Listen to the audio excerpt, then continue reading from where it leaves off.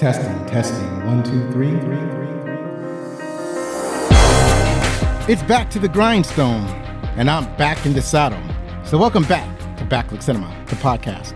I'm your host, Zo, that's Z-O or Z-O if you're outside of the U.S., and we're taking a look back at the movies of yesteryear. It's the 113th episode. Thank you for downloading and streaming. We really appreciate it.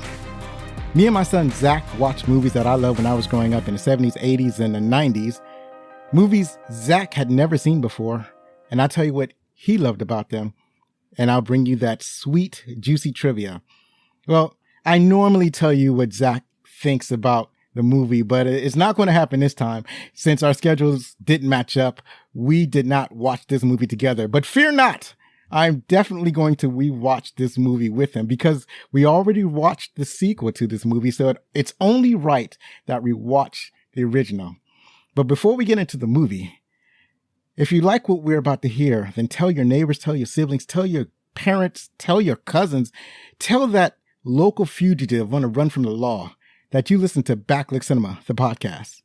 Now, unfortunately, our show with John DeGregorio will have to be postponed to a later date. But worry not, for right now, I have someone special for you, a special guest, as it were. This special guest is... Well, let me tell you about this special guest. If you think that you're a Star Wars fan, but then you want to test your love for Star Wars against this guy.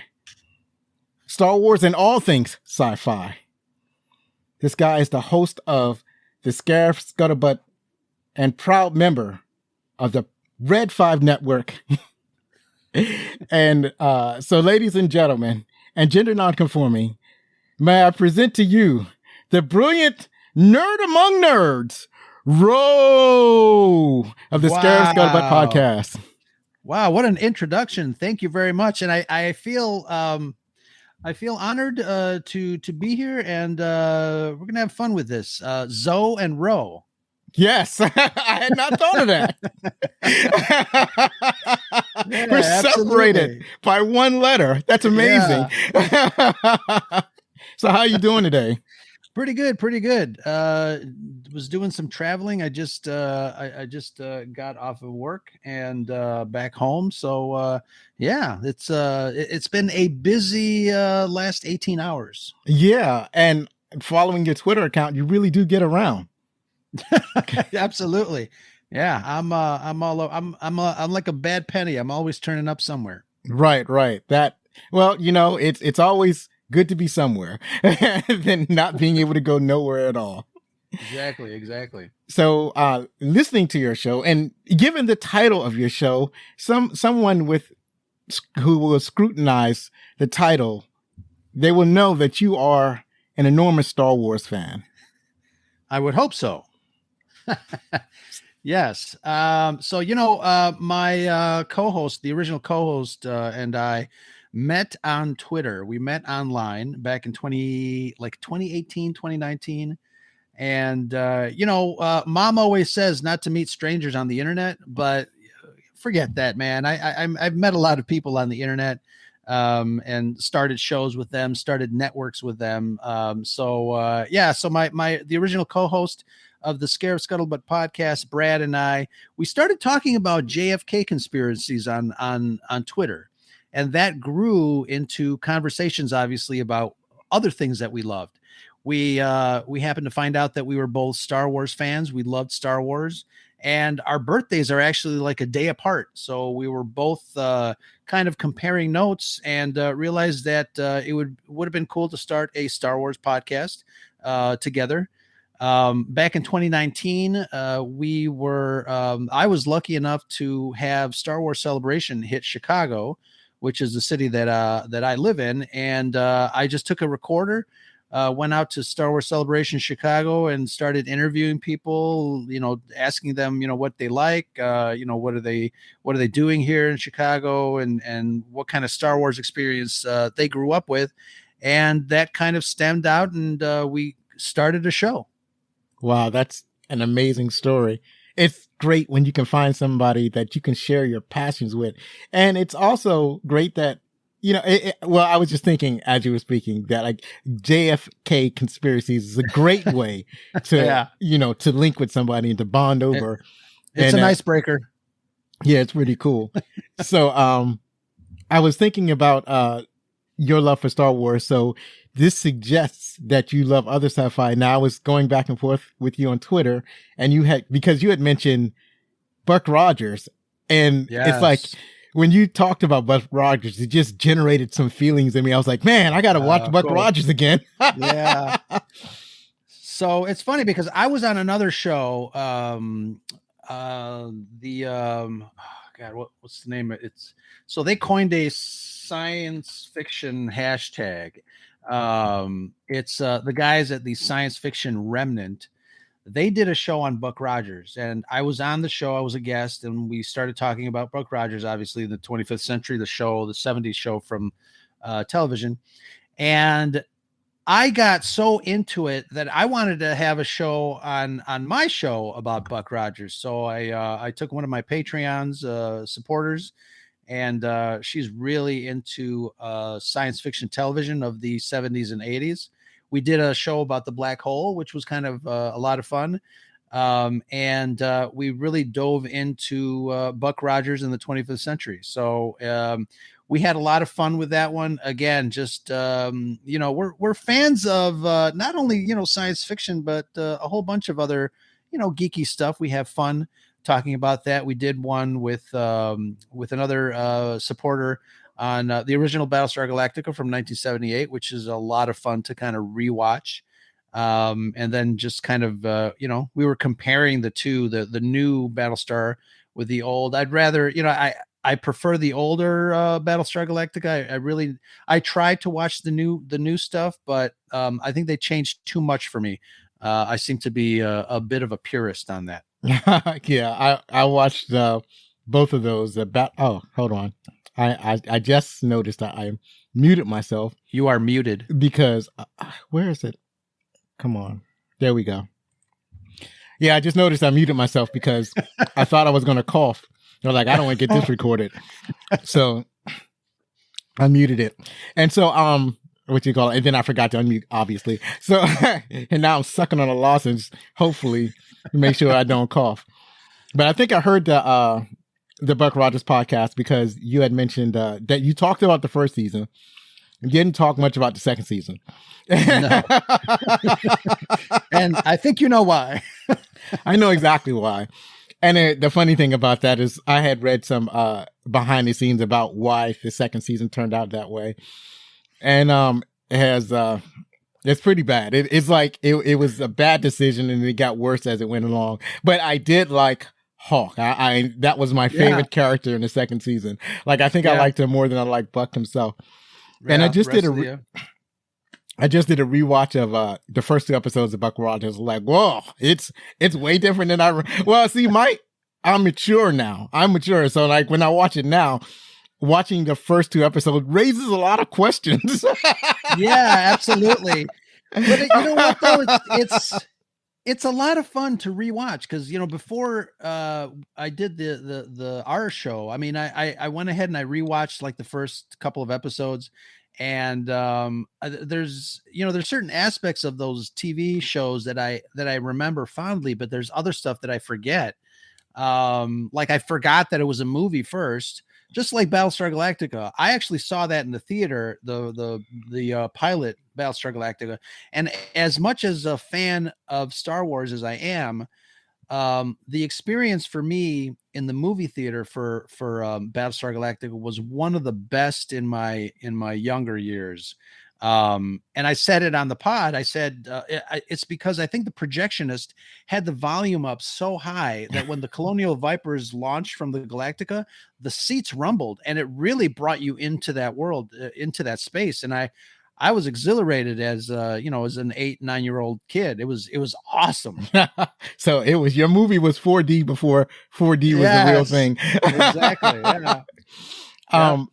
I remember that they had premiered in movies. They were always meant to be TV shows, which was funny. Like they were always like, both of those were made as TV movies, but the producers looked at it and it was like, you know what? Let's release this in theaters. Because when you look at Buck Rogers, like, I can't believe that releases in theaters because the special effects and the story looked like it was first draft. Like, it was like, why is woman already falling in love with somebody who she thinks is a spy? It's like, somebody explain this to me. But I remember it's the 70s, man. Well, if you look at it through the lens of a Saturday morning cartoon, it all makes sense because that's the story that I would expect from a cartoon in the 70s.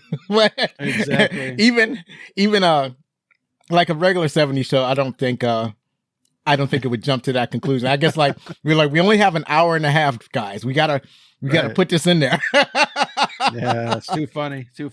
Right. But yeah, I mean, doing the rewatch of all those shows, it's interesting to kind of recall some of the memories that you had, maybe some of the things that might have changed now, like you said, because we're just more mature. Taking a look at Princess Ardala again, brought back some other kind of memories, if you know what I mean. Yeah, she's also one of my favorites. What I liked about this is that even though I thought Wilma Deering, she was coming on way too strong for Buck Rogers for it to make any kind of sense. The princess was perfect. Like, she did exactly what she was supposed to do. Like, Sure. Like, I didn't mind her being, because like I felt that was her character and that she was in character and everything that she did was appropriate. Yeah. And I also liked most of the other characters. I love the introduction of Twiggy and Dr. Theopolis and all of those characters. So it was a blast rewatching those. I can't wait to see the remake. If they would, I want to see what it looks like with not necessarily modern special effects or modern chip design, but with like modern fight choreography, something like that, and more realistic dialogue or something like that. Yeah, but we'll see when that happens. Yeah, looking forward to it as well. Absolutely. So besides science fiction, what are the other type of movies that you like? Well, I love superhero movies, science fiction, fantasy, a little Lord of the Rings, just really everything that all the geeks and nerds are talking about. But, I'm also into, crime dramas and documentaries. I love watching documentaries. I just finished the documentary on Netflix on Waco, the whole situation that happened in Waco, Texas, with the Branch Davidians. Fascinating stuff. But my wife and I really love crime. Mm-hmm. So we watch a lot of 2020 and 48 Hours and Dateline, all that stuff. Yeah, that's all good television. So you mentioned the Waco show. Was that the same one with General Zod? Is that the same one? No, this is actually a documentary, not a drama. Yeah, because there's one with I can't remember his name, but he played General Zod. Right. I didn't realize that they had like two shows regarding Waco. I think I remember something like that, like right around the time that Waco happened, there was like a TV movie that I think I watched some of. So Waco has been a fascinating subject for television for a long time.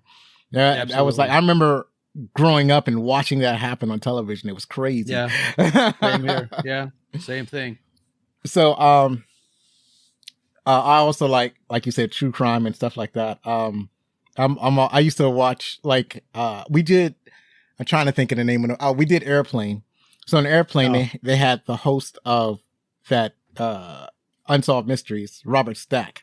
Yes. So, oh my God. And Robert Stack basically played off his super serious characterization of like anybody, right? Right. And they use that for comic effect. But yeah, I used to love that show. I used to watch CNN headline news back when they just played the same news over and over again. Yeah. I could watch that for like 2 hours. It's like, wow, the same stories like every half hour.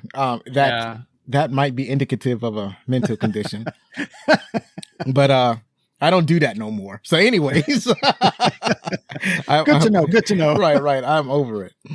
So thanks again for joining us over here at Backlick Cinema. I really appreciate you being here. And I want to ask you to plug your show, man. Tell us where our audience can find you. Tell us where the podcast that you host, and tell us about the Red 5 Network. Sure. So, the cool thing about, before we started the show, we were talking about technology. So the cool thing about technology nowadays, if you have a smart speaker in your home or office, just tell the smart speaker to play the latest Scarif Scuttlebutt podcast, and it'll find it for you. But we are available wherever you get your other favorite podcasts on all the podcast players. Scarif Podcast. Just look for us by name. And, we just talk about, we deep dive, we talk about all the cool stuff.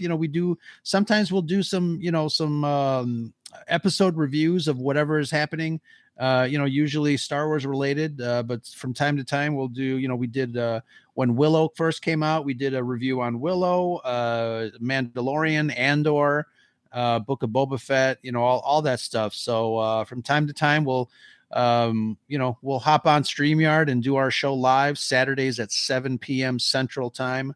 Not going to do one today because there's just too much going on. But and the Red 5 Network is comprised of about 37 content creators, both YouTube and audio only, but just a bunch of great content creators producing shows that are reviews or discussions, deep dives, analytical, the way that nerds used to talk at recess about their favorite stuff. And that is the Red 5 Network. But you can find a show for you at bio.link/Red5. And, I encourage you to kind of look through that and see what you can find. Yes, I perused the Red 5 Network. I went there and I was like, whoa, there's like choke networks here. Choke as the Hawaiian term for lots and lots. Yeah. Well, sorry. Lots and lots and lots. Yeah. So it's an amazing accomplishment in a fantastic community that you've been able to join. And I really appreciate something like that. So I have like a tiny community. I'm not like officially connected like the Red 5 Network, but there are a number of podcasts that I've joined their community, and it's just great to find like minds that you can just tweet to somebody. And I just sent the email to I have some friends over at the Not a Bomb Bob. I'm saying it wrong. Not a Bomb podcast. That's what I was trying to get at. And what they do is they look at movies that have bombed at the box office and see if they deserve to be bombs. And while I was doing the research for this podcast, I ran across a movie that the same director directed. And that was the last movie that director had directed, the last feature film. And it was The Guardians. And I was like, oh, that would explain why it was the last one, because it bombed so hard. And I was like, and so I sent the email to them. I was like, take a look at this one. Take a look at The Guardian. That's too funny. So, so I enjoy being a part of that community. Yeah. It's a lot of fun when you interact with, like you said, like-minded accounts. And then just geeking out and telling everybody what you love and discussing it. It's like I said, it's like when, you hung out with your friends talking about the movies at recess. So it's a lot of fun. All right. So now that we have talked and we have gotten to know each other, let us transition over to the movie that we had watched. So we're going to transition to a segment that I like to call the opening credits. And at the opening credits, we're going to talk about the movie, the stars in the movie, the director, and so on and so forth. So, the movie that we had talked about is The Fugitive, or we're about to talk about. See, my language is all messed up. The movie that we watched that we're going to talk about is The Fugitive. So, dun, dun, dun. Dun, dun, dun, dun. In a story that is possibly inspired by the true life murder of the wife of Dr. Sam Shepard in the 1950s, this story follows the escape and pursuit of Dr. Richard Kimble, who, like Shepard, was accused of murdering his wife. With all evidence pointing to Kimble, Kimble is determined to find the real murderer. Kimble is effectively evading law enforcement, but there is one officer who was hot on Kimble's trail, an indefatigable deputy U.S. Marshal who will use all of the resources at his command to recapture this escaped convict. Deputy Marshal Samuel Gerard is determined to get his man. Did I say that right? Is it Gerard or Gerard? You know what? I think it's Gerard. Maybe like Gil Gerard. Yeah, you know what? I think you're right. About Buck Rogers. Released August 30th, 1993, produced by Warner Brothers and Coppelson Entertainment. It grossed over $183 million in the U.S. and Canada and over $368 million worldwide on a $44 million budget. And it had rave reviews. You know what? I think I would call that a hit. I think that's a hit movie. Yep. Absolutely. They did a fantastic job. I remember, I think I watched this in theaters. I'm like, when did this come out again? It came out, I'm 90% sure I watched this in theaters, probably because it was like Harrison Ford. And I was like, I'm in. Exactly. Yeah. So, it's funny. He definitely has, that actor definitely has that power. You just say his name and people are like, oh, well, when are we going? Right. Yeah. We just skip over the fact that he has two last names. Right. So tell us about who starred in this movie. Let's start with the top billing actor. Yeah, absolutely. Harrison Ford, the title character, Dr. Richard Kimble. He's one of my favorite actors, and obviously you're going to say, well, he was in Star Wars. Of course he is. But other than that, another one of my favorite franchises is Indiana Jones, the Indiana Jones franchise. So obviously him being in, in Raiders of the Lost Ark as Indiana Jones, he's got such a charisma to him. And I think that is pretty much the essence of his staying power. I have an actor friend who Harrison Ford is his favorite actor as well. And he's got like this manly charisma. He used a term, but I forgot what it was. It's oh man, I forgot. I'll think of it later. But it's just something about Harrison Ford that just really, it opens everybody's eyes, and he's a big draw to both men and women. Obviously, women because they say he's dreamy. Whatever that means. We know what he means. We know what they mean. We know. But no jealousy here. But yeah, absolutely. Right. Harrison Ford is a great actor. Having come up from, his early days of American Graffiti with George Lucas. And then obviously, the role that made him put his name on the map. But absolutely, I think Harrison Ford is one of the reasons that this movie works so well. And he is also from Chicago, and the movie was set in Chicago. So kudos all around there. Absolutely. He's also going to be in the Thunderbolts later on. Yeah. It was announced that he's been cast as General Thunderbolt Ross, replacing what's his name? I can't remember already. I forgot who was the last actor that played Thunderbolt Ross. He was in Lost in Space. Space. That's the thing that William Hurt. Right. So Harrison Ford will be the third actor to play Thunderbolt Ross. So this is going to be interesting. Up next is Tommy Lee Jones, another one of my favorite actors. He plays Deputy Marshal Samuel Gerard. He's also been in No Country for Old Men, Men in Black, and Lincoln. I didn't know he was in Lincoln, and I didn't see Lincoln, which is why I don't remember him being in Lincoln. But he's been in a lot of my favorite movies, and he's just fun when he talks, right? It's kind of why he even makes, like, U.S. Marshals wasn't a great movie, which is the sequel to this one, and we did that movie earlier, but he makes that movie watchable. Like, I'm gonna just watch this movie just so I can see him talk. Absolutely. Yeah. I mean, again, another powerhouse actor. Tommy Lee Jones has been around for a really long time, and he's he's pretty damn good in everything he's in. Some of the movies may not be great, but he's good in them. Yeah. So absolutely. He definitely knows how to do his job. Yes.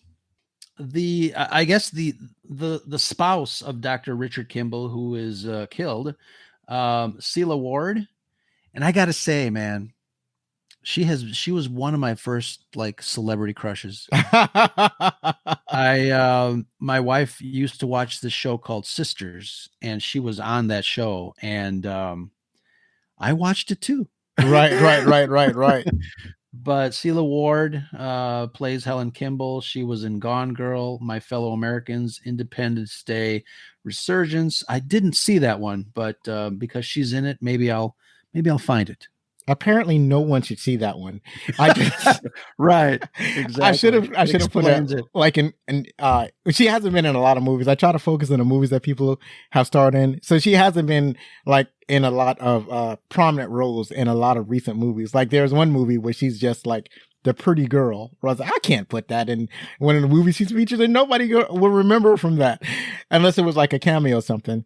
But I almost put, unfortunately, Independence Day Resurgent. Yeah, So absolutely. up next, it's just kind of surprising, is Julianne Moore. She played Dr. Ann Eastman. She's also been in Boogie Nights, Far From Heaven, and The Kids Are All Right. She's a great actor, and we'll get into why she spent so little time in this movie. Because when I saw her name in the credits, I was like, okay, I don't remember her being Dr. Kimble's wife because that's what I suspected she was playing, but she's not. She's another doctor, a friend of Dr. Kimble, and she's not in the movie a whole lot. So we'll talk about that later on. Yeah, and it's funny, we when we go back and review movies, especially movies kind of in the 90s and stuff, that you said this movie came out in 1993, we see all these actor names, and like now they're like super popular. Back then, they might not have been, and that might explain Julianne Moore's, lack of screen time. But, again, just going back to seeing some of these older movies, you see a lot of actors in them, and you're like, oh my God, he looks so young. And, 9 times out of 10, a lot of these actors are not that they're getting started, this might not be their first movie, but it's pretty earlier in their career. And it is kind of surprising when they're like, oh my God, Julianne Moore's in it. Why isn't she in more of it? Right. It's cause they're just kind of starting out. But someone, I guess, that is not just starting out, and he is another actor that's in here, is Joe Pantoliano. A lot of people call him Joey Pants. And you know him from The Matrix, obviously his role in that, but Memento and Bad Boys. You got Cosmo Renfro, which I'm not familiar with, but Joey Pants, he's a wonderful character actor that is in a lot of stuff. If you kind of Google his name, sometimes some of these actors, like you don't remember that he's in it, but then they're everywhere. Right. And he is one of those types of actors. Yeah. He's definitely in a lot of stuff. And when I saw his name in the credits, his image immediately popped into my head. And then when he appears on screen, I was like, oh my God, it's Joe with hair. Exactly. I'm so used to seeing him like balding, like having almost no hair. And here he is, like young and exciting, and in basically a kind of action feature. So it's always good to see Joe. And up next is Andreas Katsulas. He plays Frederick Sykes.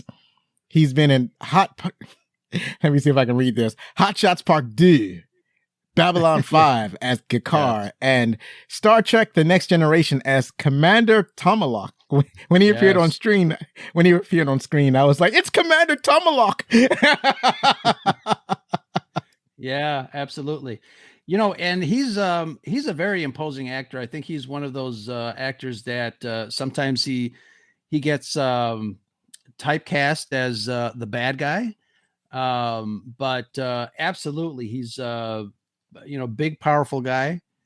Yeah, he's gigantic, and he has a face. Like he has a bad guy face. He's not going to run away from that. I mean, if he was a shorter guy, then maybe he would have different roles. But he's taller than Harrison Ford, and I think Harrison Ford is like 6'1". So it's like he's just towering over Harrison Ford with the big bad guy face. So I think he's not going to run away from that. Yeah, absolutely. No. But yeah, and it's funny, you know, he's one of those actors that when you see his name, you might not know what he looks like, but you recognize his name because he's also, you know, he's up there. Yeah, yeah. You couldn't hide his face was actually well hidden in Babylon 5, but it was much less makeup in Star Trek because it's just the forehead and the wig. So his face is instantly recognizable. So whenever he showed up on Star Trek as Commander Tomalak, it gets exciting automatically. Absolutely. Yeah. So funny. Go ahead, get the next one. So some of these later names, I'm going to have to Google them because I don't recognize the names just by reading them. But you've got, and let's see if I pronounce it right, Jerome Crab. Good enough. Yeah, I'll take it. Dr. Charles Nichols, he was in The Living Daylights, The Punisher, 1989 version, and Left Luggage. Yeah, he was in another movie that I'm pretty sure I did a movie that he was starring in, and I was concerned about getting the pronunciation right of his name, so I looked up the pronunciation, but I didn't have time to do that this time. So we just kind of go with our gut with what his name is pronounced, what it's pronounced like. But I'm looking at his picture, and yeah, I don't remember what he played now in the movie, but he was Nichols' friend. I mean, not Nichols. Nichols is him. He was Richard Kimble's friend. So when Kimble was on a run, right, and the first person that he ran into that was a friend, that was the doctor, Dr. Nichols, and he stopped him in his car and got some cash from him. And then we'll talk about what happened with Dr. Nichols later on. You know, it's interesting because I just Googled his name, and there are current pictures of him, of the actor. And this is the reason that I don't recognize him, because when he was in the movie in 1993, he had no gray hair and he was a lot younger. So that's one of the reasons I don't recognize him. But yeah, he was, I guess we'll get into it, but yeah, he was the main, you know, antagonist, basically of The Fugitive. Right. Right. So interesting how we change as we get older. And up next is Daniel Roebuck. He played Biggs. He's been in Getting Grace, Final Destination, Star Wars Jedi Fallen Order. I flubbed it. That's all right. But he'll be in a sequel. He's going to be in a sequel of that game. And in that game, he voiced Jeez Dietrich. Nice. Have you played that game before? Yes. And I did not know that he was Grease. No, I didn't know either. I only found out. That's why I put it in here. As a matter of, and so you know who that character is. Yeah. Okay. So for those of you who had not played a game, Grease is the alien pilot of the shuttlecraft that the main hero, well, it's not a shuttlecraft, it's a spaceship that the main hero travels in the game. It's a fun game. If you're a gamer, it's one of the best games out there. I hear the sequel is going to be bananas, and I'm looking forward to it. Although I'm stuck right now in a backlog of games, so I might never get to it. So that's tragic. Yeah, it is. So, up next is L. Scott I'm choking on this name. L. Scott Caldwell. I got it in a second go. She played Poole, and she's been in The Net, Lost, and The Secret Love of the American Teenager. The last two I read were TV shows, and that's where most people will probably remember her from. So, because she's basically a TV actor. Her IMDb is just filled with TV credits. So you won't see her in a lot of movies. I thought I remember her from a lot of those LA Law shows. Probably, yeah. I didn't see her. I didn't look for LA Law, but she's definitely in a lot of TV shows. I think everybody was in LA Law at some point or another. You know, at least as a dead body. Yeah. But she's you know, some actors are fine with television, and I think L. Scott Caldwell is someone that is she's wonderful. Absolutely, you know, whatever, she always brings her A game to all the roles. So I enjoy her performance in almost everything she's in. Right. As far as being a TV actor, good work is where you find it. It's a lot. Exactly. It's a lot less. There's less of a division now between movies and TV than it was when we were growing up. So now we have like Harrison Ford is in the TV show. We have what's his name? I just mentioned him. The dude that was in Waterworld. That dude. He's in a TV show. Oh. Yeah, Kevin Costner. Yes, thank you very much. So it's like people are, and then you see people from TV and they transition to movies. So it's very fluid now. Yeah, and now the lines are starting to blur because television production has changed so much. It's the line between production of film and television are they almost run concurrently. So the process is a lot similar. So yeah, things are changing for actors and the media of television per se. I mean, look at some of the TV shows, look at some of the science fiction television shows that are streaming now that are not on the big screen. When the reboot of Lost in Space came out on Netflix, I watched it. I watched the entire 2 seasons with my son. And that show kind of blew me away because they were like mini movies, but on the small screen. Yeah. And I was so pleasantly surprised that so much work and effort, went into producing Lost in Space for the small screen. It was an amazing undertaking. I loved it. Right. Or like Lord of the Rings. I think it had for the first season is a $1 billion budget. Like, so they're not skipping, or even The Last of Us. I don't know what its budget is, but its production quality is outstanding. Yeah, absolutely. So they're definitely doing the work. The lines are definitely blurred, as you said. Yeah. So next on the roster, we got Ron Dean. He plays Chicago police officer, Detective Kelly. It's funny because I don't know who cast this movie, but Ron Dean as a police officer for Chicago is spot on, man. Yeah. I think very, very gruff, very, no nonsense. Right. Yeah. I think he's always playing a police officer. Yeah.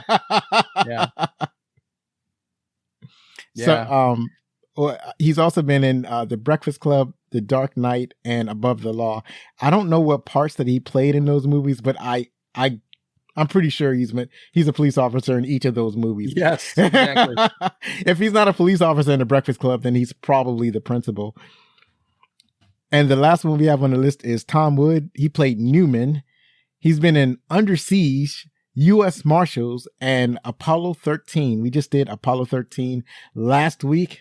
A great epic and a great space adventure, a real life space adventure that actually happened. Yes.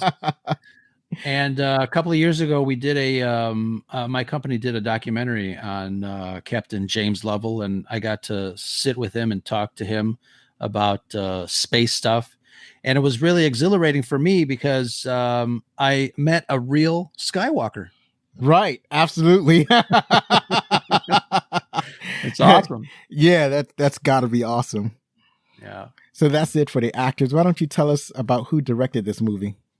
Sure. 1993, The Fugitive, directed by Andrew Davis, and some of the other movies that he directed: Holes, Under Siege, The Guardian, and Chain Reaction.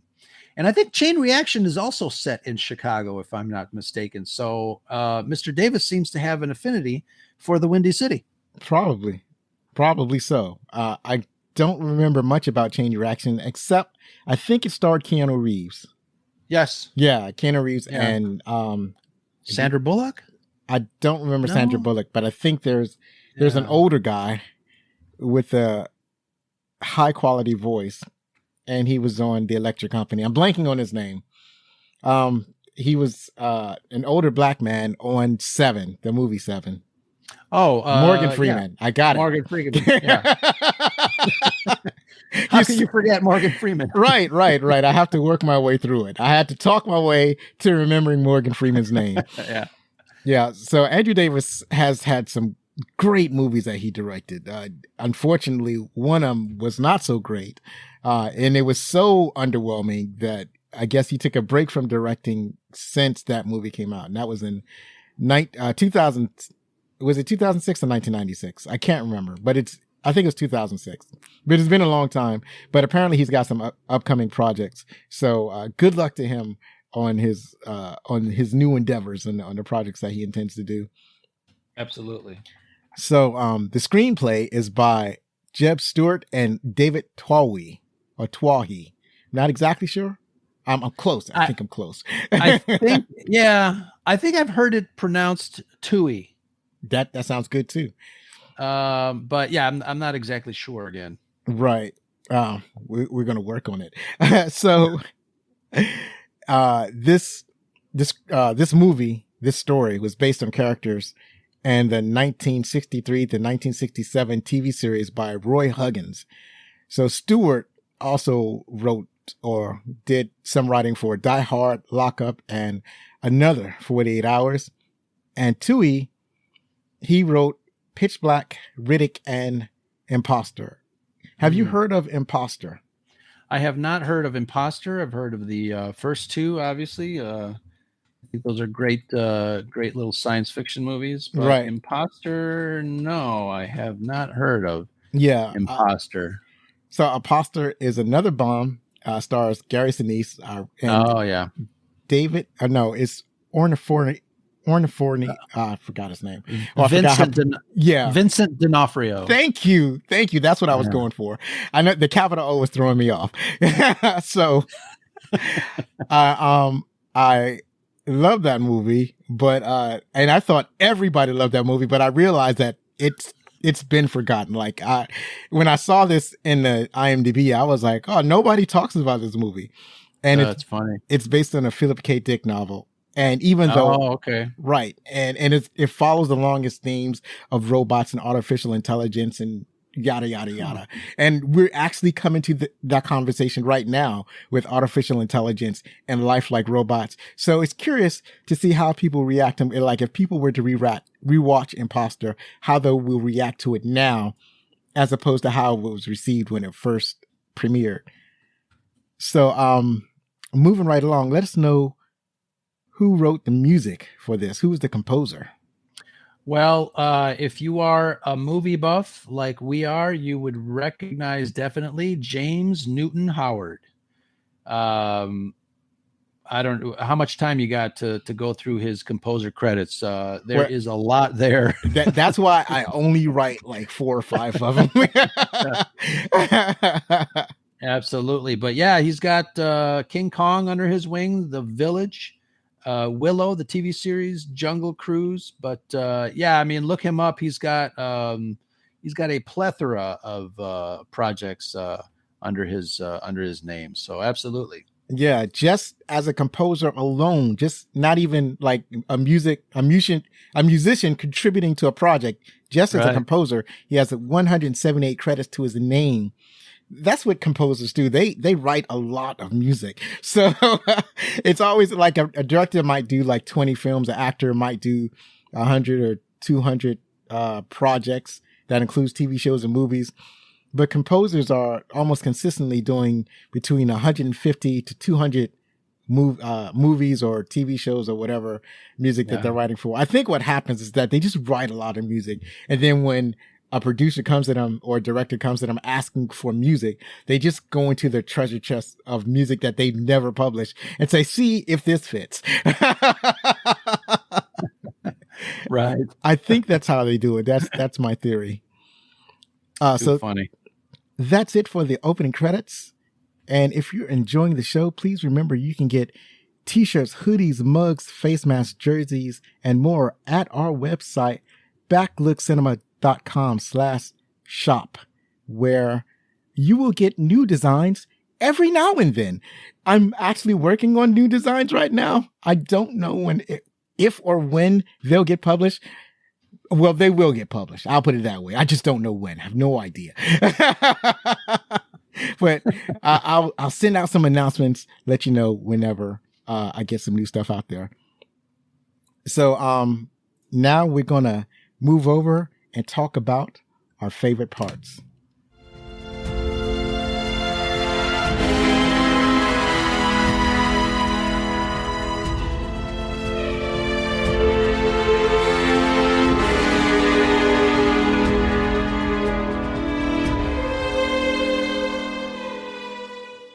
All right, Ro, let us hear, what are some of your favorite parts of The Fugitive? So one of the things that I love when I go to movies, especially when I go to movies to see movies that are set in Chicago, obviously we had movies like The Dark Knight. We're talking about The Fugitive. I love seeing Chicago on the big screen. I live here, so it's wonderful to see Hollywood come to Chicago and do their thing. So when Richard Kimble is in City Hall, when he's going down LaSalle Street getting chased by CPD, I love seeing all of that. People, there's people that I know that were in the movie, because I work in news here in Chicago, and they still talk about what a wonderful experience it was to be in The Fugitive. Some people were background actors. There are some City Hall officials that were in the movie. So it's really cool to see all of that stuff. And like I said, I just love seeing anytime that Chicago is on screen. I kind of like make a mental note to see, like, have I been there? Do I, what am I familiar with? Because it's always a lot of fun seeing Chicago on the big screen. I love it. Yeah, I know how you feel. I live near, hold on. I know my throat has decided to cock up over here. Hold on. Let's see. Okay, that sounds better. So I know how you feel because I live near Washington, D.C. So every once in a while, there's a movie that's either set in the city or there might be some filming. I almost never see people filming in the city. So, but I do see, because a lot of times they just use the city as establishing shots. So, you'll see a picture of the Capitol or the Washington Monument or something like that, but they're not actually filming here. But I do see stuff like where there was one movie that we looked at. I think I seen what was that? It was a Harrison Ford movie where he was a CIA analyst. It was a Ryan something. Oh, Hunt for Red October was one of them. Yeah. Oh no, that was part of the series. Right, that's part of the series. He was in the next one. So that one was set in Washington D.C. and then some of the outer suburbs.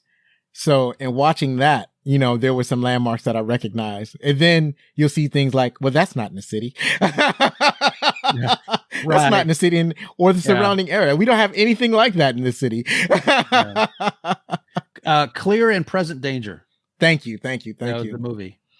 And it's interesting because this is kind of a side note. In Clear and Present Danger, you have Sam Jackson, right, who was in that movie, who was also in a Star Wars, and you had James Earl Jones, who is also in a Star Wars, right, as Darth Vader. So you had all the Star Wars actors, including Harrison Ford, in Clear and Present Danger, which is kind of cool. Right. Yeah, everybody, like, it's like a family. No, it's not a family reunion because sort of Star Wars family reunion. Yeah, okay. You can say that. So, yeah, sort of. So what I like the start of the movie where it kind of starts with the murder. It's like jumps into the story right away. It's like, we're not going to waste any time. We're not going to waste your time. We're going to get the story started. So, and then the way they shot the action of the murder, it's like in, I don't know, it's like three frames per second or something. Yeah, it's right, like stop motion action, and I think it's in black and white. So that really kind of sets a certain kind of emotion for the audience, a certain type of expectation. And then they cut that with the trial and sentencing of Dr. Kimble, or also the interrogation. So I like the way that it had started off. Yeah, absolutely. I think again, they didn't waste any time to get you kind of into the story. Obviously, the name of the movie is called The Fugitive. We want to know, what he's running from. So yeah, absolutely. Good stuff. Right. And a lot of people who went to see the movie probably remember the TV show that came on. So it's like they knew what to expect. They knew how, why, like who the murderer was, or they know, if they didn't know who the murderer was, they knew that it wasn't Dr. Kimble. But the way they did this movie was that you didn't know for sure. Like you didn't know for sure if Dr. Kimble was the murderer because they didn't show any evidence in the flashbacks that would have exonerated him, like at least in the eyes of the audience. So when they did he must have some horrible lawyers though, because right. The police actually have no evidence that he did it. The only thing they really have is the 911 call. And they use that to hang. They used that one piece of evidence to hang it on him. But they were saying things like, "Well, his fingerprints are on the gun. His fingerprints are all over the victim." It's like, well, it's his wife and It's his gun.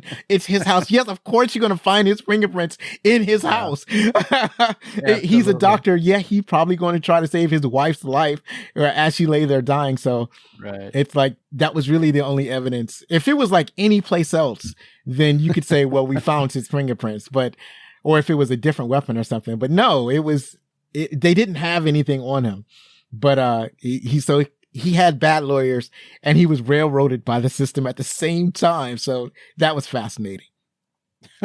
Yeah. So, what other parts you like?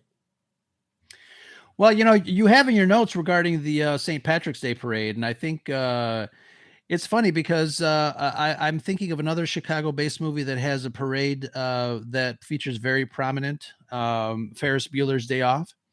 The fact that they were able to go into the parade, obviously with some permission, but I like when movies kind of take advantage of, I guess, the environment. And I guess I'm going to have to do some research, but didn't realize that Andrew Davis was a bit on the local side. Obviously, he comes back to Chicago time and time again for some other movies. So it's kind of cool that he knew, how to take advantage of St. Patty's Day here in Chicago and to be able to feature that as part of the movie. Obviously, it gives the film a bit of production value, obviously, but it's really cool to see. Yeah, it was. It's funny when that scene came up. The first thing they showed you was that the river was green. I was like, "Why is the river?" Then I was like, "Oh, it's St. Patrick's Day. That's why." Because it's like that looks very weird. And then there was a comment that one of the characters says, "I wish they had dyed blue the rest of the time." What I really liked about it is that it's the dialogue and the script is fantastic. It's like the dialogue that they have, like some of the stuff you might have to watch the movie a couple of times to catch some of the smart alecky things that they say amongst themselves or they say to the witnesses or, just in casual conversation. And it is delivered so casually. I just love that. And it is something great for an actor like Joe or Tommy Lee Jones to play off of. Yeah, absolutely. And I think, the actors that they selected, I think kind of really fit in this environment, Chicago police, not unlike, a place like New York, where there's a certain attitude that is required from the actors. So, right. Good stuff there. I also liked so like going into the train sequence. So there's what you call it, when the whole train sequence was amazing, starting from when they're actually on the train. So the prisoners are locked up and they got the shackles on and they're on a bus, but they're approaching the train tracks. And then everybody's nodding and whatnot. So Dr. Kimble is looking around. The prisoners are giving these looks. They're not actually nodding, but he could tell by the way they're looking at each other that something's up. And it's like the Dr. Kimble is very aware. He is in the old school parlance, he is what he is staying woke in that instance. Right? Exactly. Don't want to miss anything. Right. So like if you look at the original definition of, like, people throw the word woke around and it has different meaning for different peoples, but in original, when it was originally coined back in the 1930s, it just means like being aware of your environment, basically. It's like, you gotta stay woke, stay aware, just be aware of what's going on in your surroundings. And in this instance, he's like super aware. Yeah. And I love that. And just the expression on Harrison Ford's face is like, he's like, it's like you can almost see that his antennas are up in his face. Absolutely. Harrison Ford, again, getting into like, his acting, there's a lot of micro, what do you call it? Micro expressions with Harrison Ford's face. And, he's in a comedy now on Apple TV, which, he's doing phenomenal. But yeah, Harrison Ford is one of those actors that he can say a lot by not saying a lot. This is really great. Yeah. And you see that in a lot of his movies. You saw that in Blade Runner. You saw that. You even see it in Star Wars. You see it. Sure. You see it in a lot. He knows how to do a lot in a little. You see it in this movie a lot. Where like one of my favorite things about Harrison Ford is like when he gets an idea and you see it on his face. It's like when you're a school teacher and you're teaching kids and it's a difficult concept, and then you'll say something or you'll have an anecdote that they'll get and you can see it light up their faces. And Harrison Ford knows how to do that. And he can get away with doing scenes with very little dialogue, just his demeanor and every just how he works it. So yeah, you'll see later on that he's extremely dedicated to the craft. Absolutely. So is there anything that you want to make note about in the train sequence? No, I mean, if you wanted to talk about the stunt here, as you got in your notes, this is actually something I was not aware of. Yeah, let's table that for later on. But sure. I do want to mention that it's soon after the exciting train sequence where the train hits the school bus. The school bus is actually before the train, like while the train is coming, it's like you have the guard, and the guard is like, "Yeah, you're a doctor, do something," and Dr. Kimble says, "Unshackle me." So he unshackles Dr. Kimble, and then he tries to save the guy that got shot because, the prisoners got out or they got loose and they got a gun, and one guard got shot, or no, he got shivved, he got stabbed or something. Something bad happened. And then Dr. Kimble is trying to save the dude. And then the guard that set him free just jumps off the bus because he wants to get off before the train hit. The bus is stuck on the tracks and he jumped off the bus. And it was like, and Dr. Kimble's like, give me a hand. And the guy's gone. Right. And I was like, that was kind of messed up. Yeah. The other prisoners, one prisoner is killed. The other prisoner gets out. And then, Dr. Kimble, because I think, when the doc unlocked his own shackles, he just tossed it and it happened to be near another prisoner, and the black prisoner, he got himself out. And so now Dr. Kimble is stuck with this guard, and now he decides to carry this guard off the train, or at least push him off the train and then jump off the train himself. The bus. I'm saying the wrong vehicle. Jump off the bus before the train hits the bus. And he does that. And it's a fantastic sequence, fantastic special effects. It was just spectacular. It's chef kiss. It's probably the cornerstone moment of this movie, or at least one of the cornerstones. I'm not saying that everything goes downhill from there, but that's hard to top. And I think it only gets topped when Tommy Lee Jones enters the chat. Yes. Stunts like this and scenes like this always impress me, because there's a lot of coordination, obviously, that needs to be done, especially for this, safety and stuff like that. So it's amazing to see on screen, and and for me, because I love all the behind the scenes stuff. It's amazing to kind of learn, all the stuff that went into making this stunt or creating this effect, and it's a lot of fun. Yeah, it's fantastic.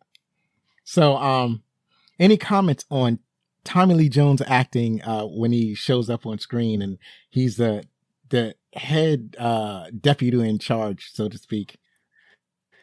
Yeah, I mean, he's one of those actors that he walks into a role and he's got things under control, man. You know?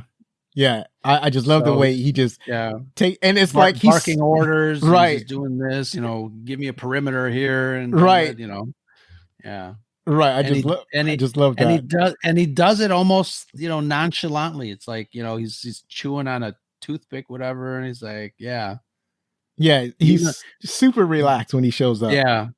And that this character would be an imposing force against the main character of Dr. Kimble. So that the chase is going to be kind of worthwhile. Yeah, absolutely. That Dr. Kimble is not running away from some normal person, and there is I like when he shows up, like first it's like I guess it's the local police that's around the train area and, doing the TV interview and so-called questioning the guard that's still there. And then Tommy Lee Jones shows up, or the Deputy Marshal Samuel Gerard. And so when Gerard and his crew shows up, he's like, well, we need you to do this, this, and this. And the guy was like, we can't do that. If I do that, then I'll be swamped with, I guess, requests for weeks. we can't do that. Cause Gerard is making the assumption that the fugitive is alive and still on the run, or all of the fugitives. Like, he's not buying the story that all of the fugitive died in the crash. Right. He's making an assumption that some of them escaped. So he says, do a perimeter and then, send out notices and so on and so forth. And the local police is like, no, well, we can't do that. I'll be swamped with requests and stuff. And so Gerard says, well, don't worry about that. That means I can take this off your hands and let me worry about it. And just takes off the case. Like he's doing the guy a favor. Right. Exactly. Because we know that local police never like to give up their jurisdiction to a case or whatever. They never like to lose control. And then like proves to him face that he was wrong to assume that the prisoners didn't escape. Everybody died, right? Yeah.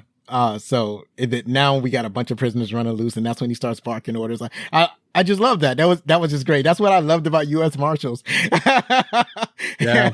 It's like he'll throw up like some weird non-sequitur, like I want to search every hen house, outhouse, farmhouse in the area. It's like just everything. Yeah. Those are great lines. Yeah. One of the things that I noticed is that it seemed like the guard at first, like they asked him if he's seen Dr. Kimble, like they'd have a picture of Dr. Kimble. He's like, have you seen this man? And he says, no, I hadn't seen him. And then when they find the shackles, they were like, you want to revise your statement. Right. Yeah.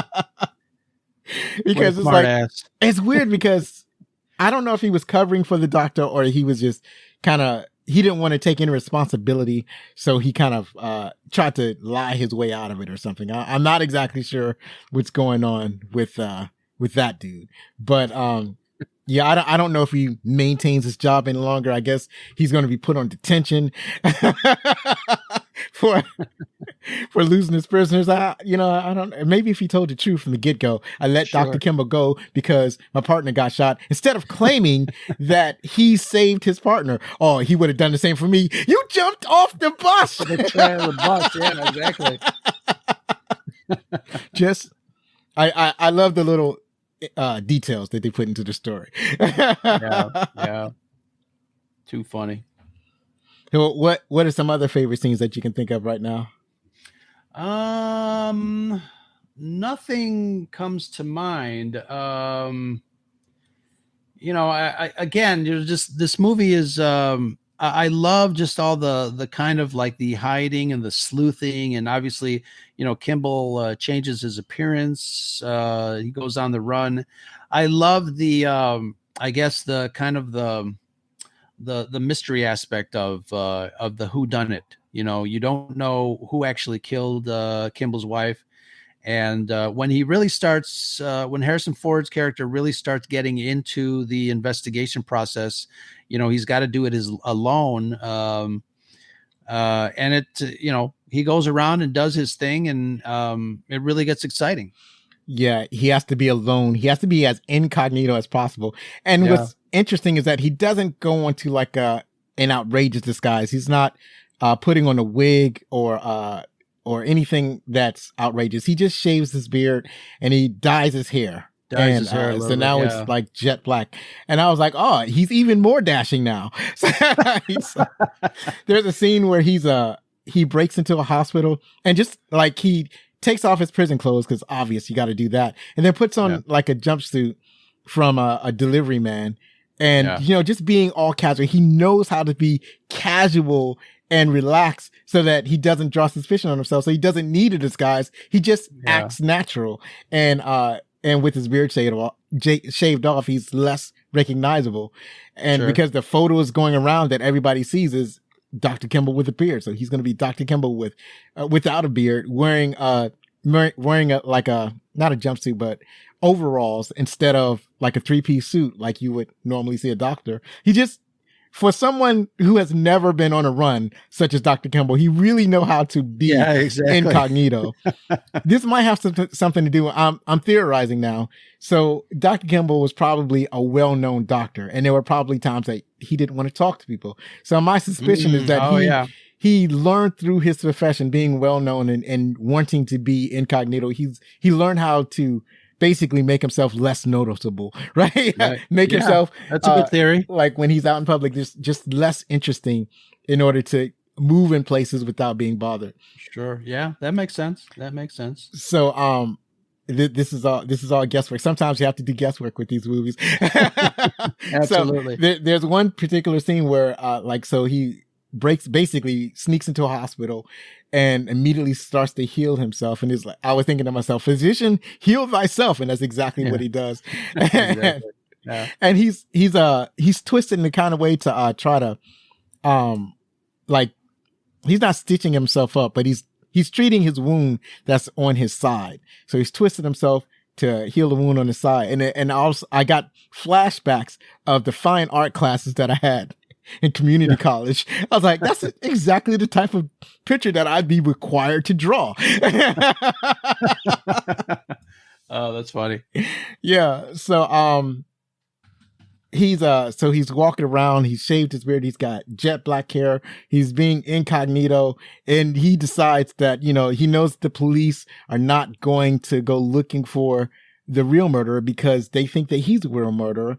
So he decides that he's going to find the murderer himself. And then as he makes this determination, you get more flashbacks, and now the flashbacks are, now you get to see the murderer. And now the audience is finally revealed to the audience that Kimble was actually telling the truth. And I think this is the director's way of deciding to get the audience fully on Kimble's side, because in the beginning, you're not sure he could still be innocent. And then the director decides to let us off the hook. And it seems like, it's not a good idea to let the audience root for a bad guy or a killer. So this is the perfect way of kind of letting the audience in on the secret, but also rooting for him as a character as he, traverses the story to try and find the real killer. So yeah, absolutely. And it's paced very well, I think. Yeah, I think so too. There's one scene there. This is when Dr. Kimble is on the run, and he's like, there's a fabulous chase sequence when he goes in the hospital. Before the sequence starts, he walks out the hospital looking like posing as a doctor, which he is. And he actually sees the guy that he saved from the train, and the guy's trying to say something.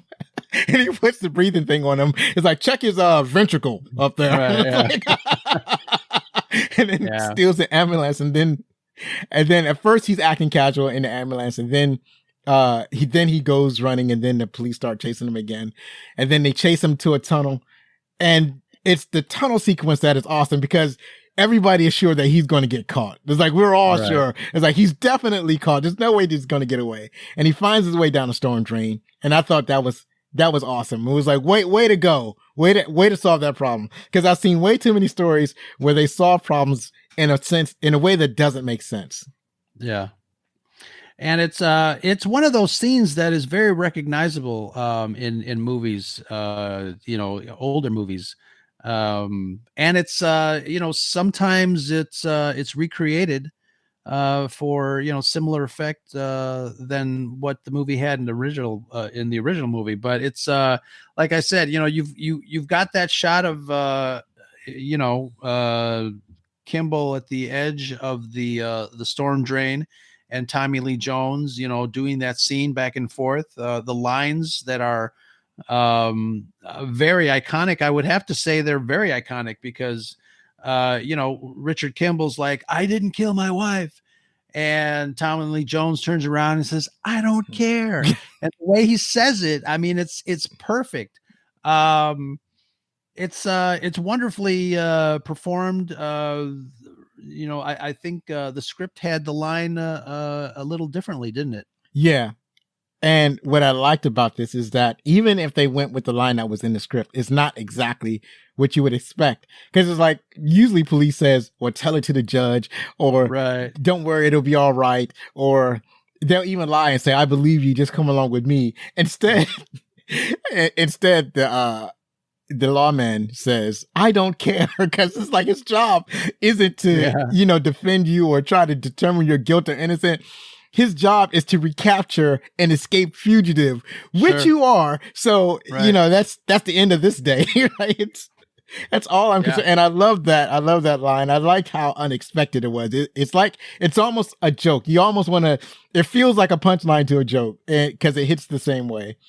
And there's a part that I like where the chase, when the officers first go into it's not a sewer, it's more like a runoff. They go into the runoff tunnel that's under the bridge, or whatever it's called. And then Cosmo, played by Joe Pants, he goes into the water and he's like, I just bought these shoes. And my first thought was, why would you buy fancy shoes to work? Aren't you supposed to be buying like all-purpose work shoes? What is you doing, dude? Like, who do you think you are, Miami Vice? Right. This isn't Miami Vice, and you don't have that salary. Shame on you for wearing your fancy shoes to the job. And good on you for wearing your good shoes. You deserve bad shoes now. So, also the iconic scene. So you mentioned I don't care. So one of my favorite scenes, another iconic scene, probably one that best, or at least keeps up with the train scene, is when Dr. Kimble, he gets, what's his name? Marshall or Gerard. He gets to drop on Kimble at the end of the tunnel because Kimble is running and all of a sudden he's got nowhere else to run. The end of the tunnel is the drop off, a waterfall, and then the marshal is right behind him. And the marshal has a backup gun because at the time that the whole dialogue between I don't care had come up, that's when Dr. Kimble had grabbed the marshal's gun. So now he's running, lets the marshal live, and then the marshal chases him. He has a backup gun. They're at the end of the tunnel now. Kimble has no place to go, and it's just a drop off. It's like death or get arrested. And then the lawman is like, put the gun down. Now turn around. Now put your hands behind your back. And all of these things. And so Kimble just jumps. I was like, well, he's dead. He's dead in real life. I meant to look up if somebody can actually survive that. I'm guessing that it's like a 1 in a million chance of surviving the fall. But I think that Dr. Kimble was like, well, I can either die right now or I can go to jail and die in prison. So if I dive off of here, there's a chance I'll survive and I can continue. So, and then he jumps. I was like, that's incredible. And I love the reaction of everybody else. It's like, oh, he's dead. Can we go home now? Right. But, what's his name? Gerard is so dogged that he at least wants to see a body. So he doesn't make the mistake that like every villain in every movie remakes is like once they think that once somebody falls down or falls in some water, they assume that person is dead, and then it comes back and bites them. But Gerard is like, nope, I want to see a body, and I love that. I love that. That's what makes this movie good. Yeah, absolutely.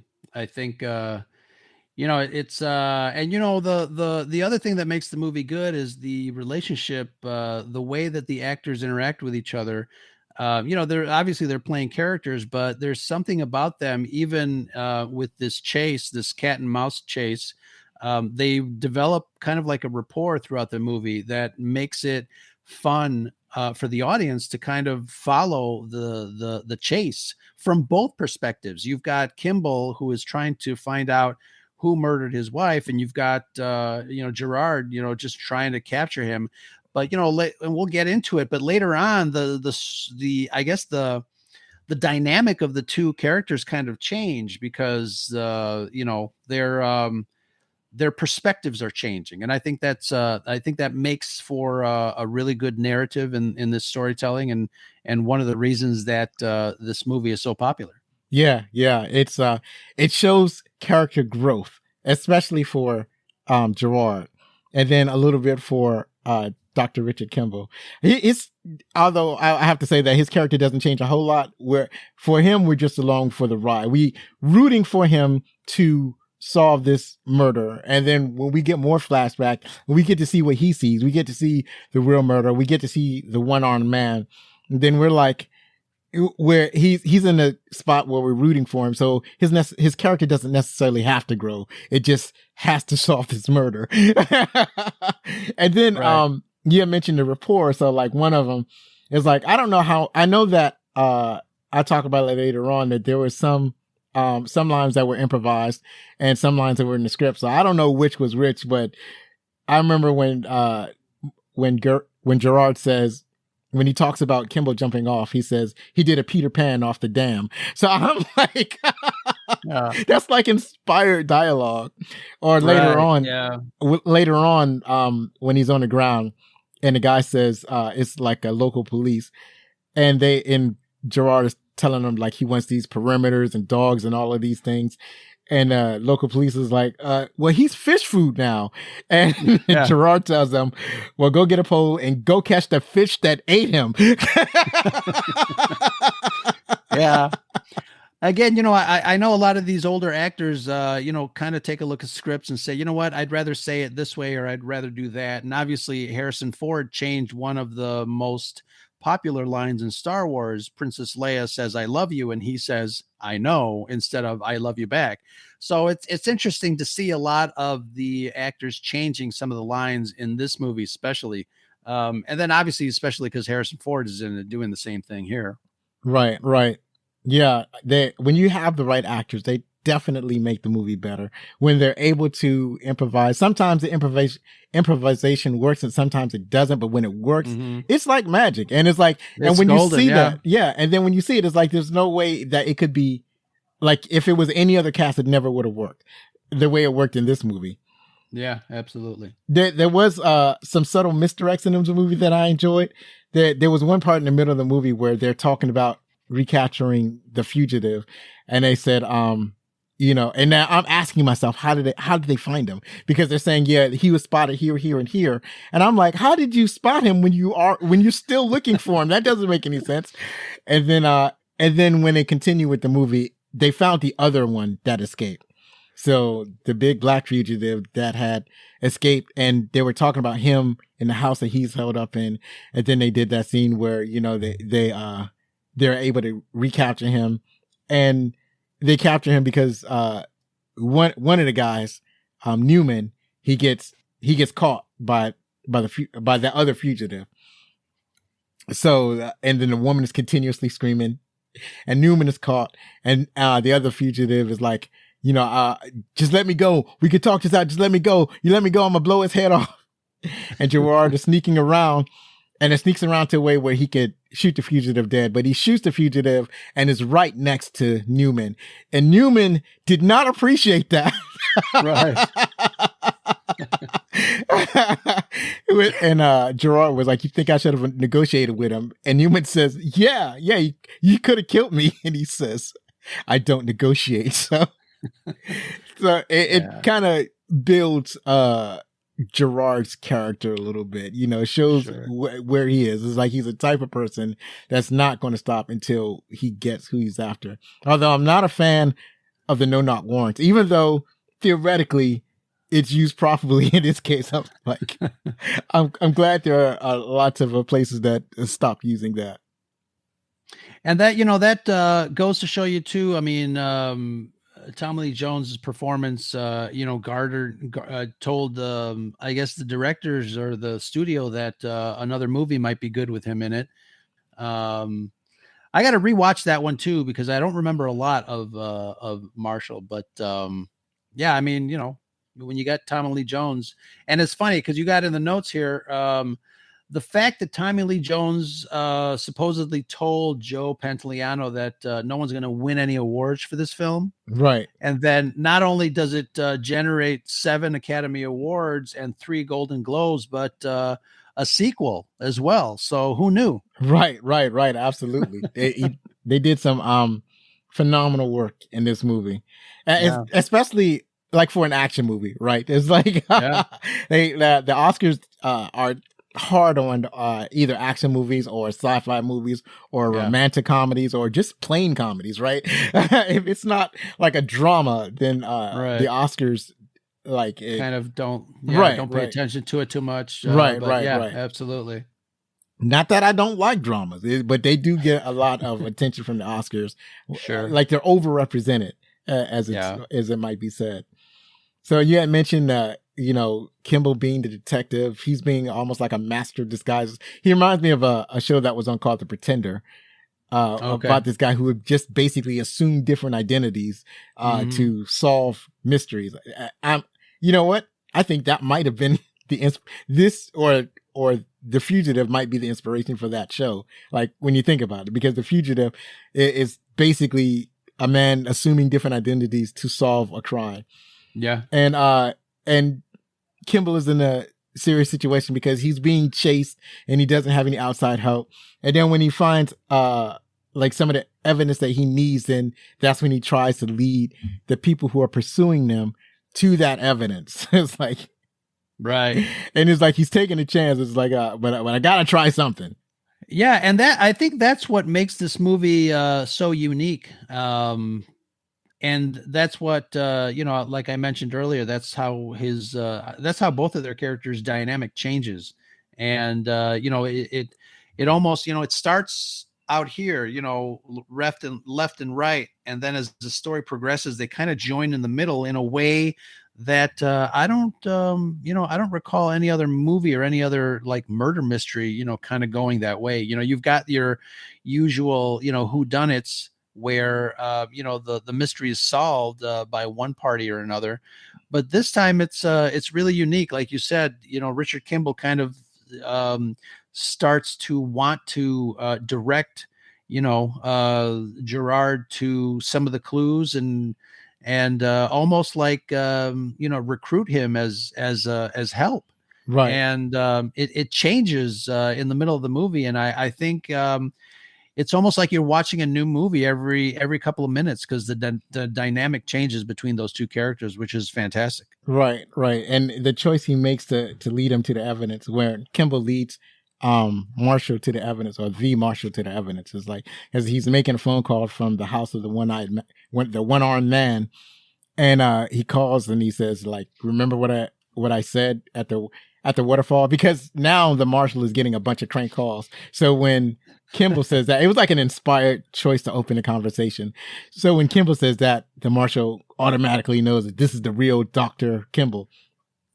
And he says, and so now Dr. Kimble's trying to get Gerard to change his mind. So I love that, like you said, the gumshoe work, the detecting around, and like how I mentioned how he has that insight, the light bulb goes off. And so, and then that leads to more chases, more action. It leads to the confrontation with the one-eyed man, who's, like you said, is very imposing. And what's interesting about it is that the one-eyed man was, even though he physically murdered the wife, he's not he was just a hired gun. Right, so he's not the true murderer. And through more detective work, they find what's his name? Dr. Charles Nichols. Right, yeah.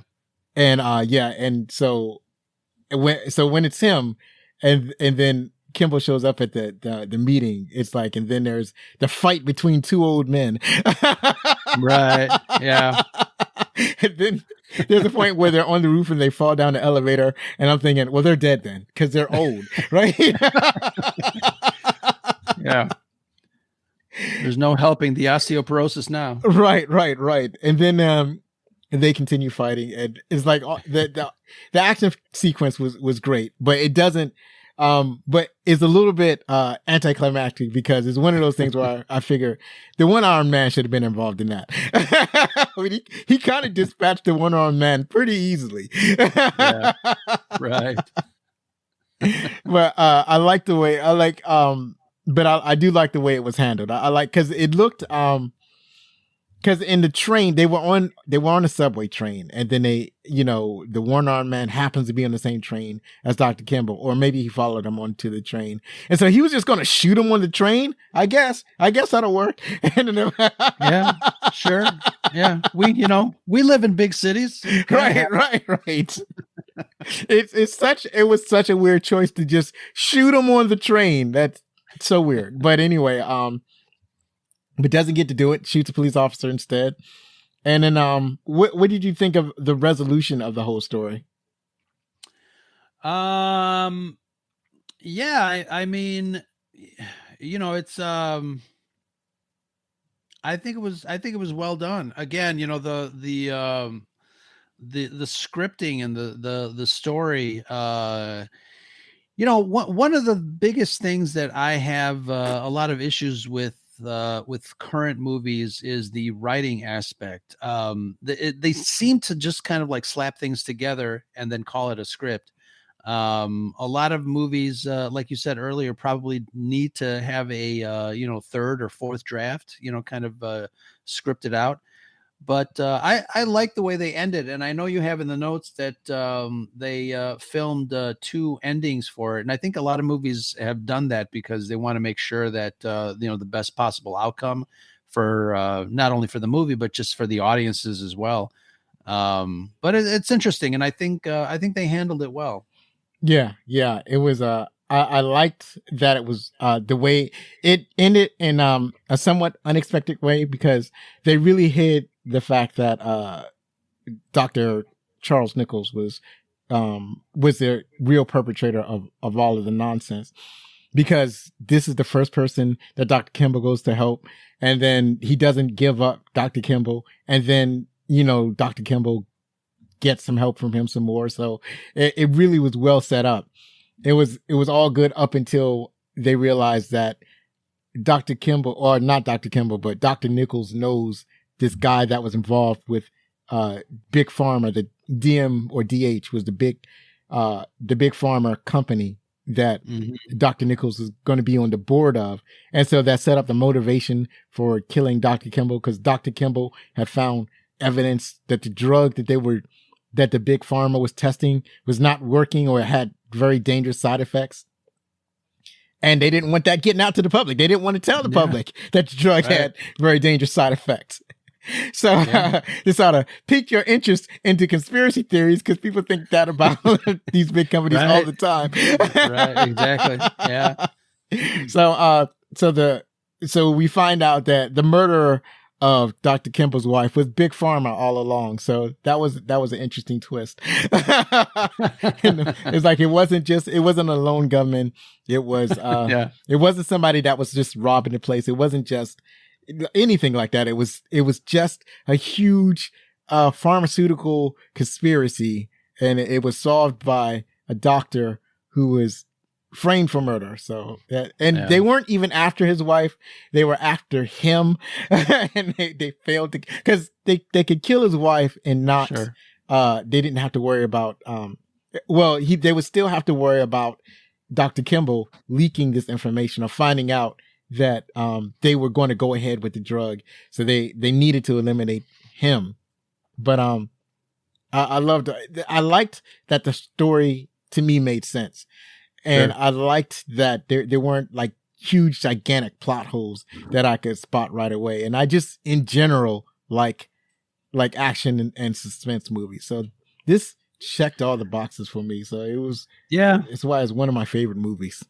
It's got a good mix of all of that stuff. The drama, the mystery, the action. and great actors at the time of their career. 1993, this movie was released, so it's got a good mix of everything. Absolutely, absolutely. So I think that we exhausted the things that we loved about this movie. Of course, we could probably go on, but let's switch gears. Let's go on and talk about the trivia.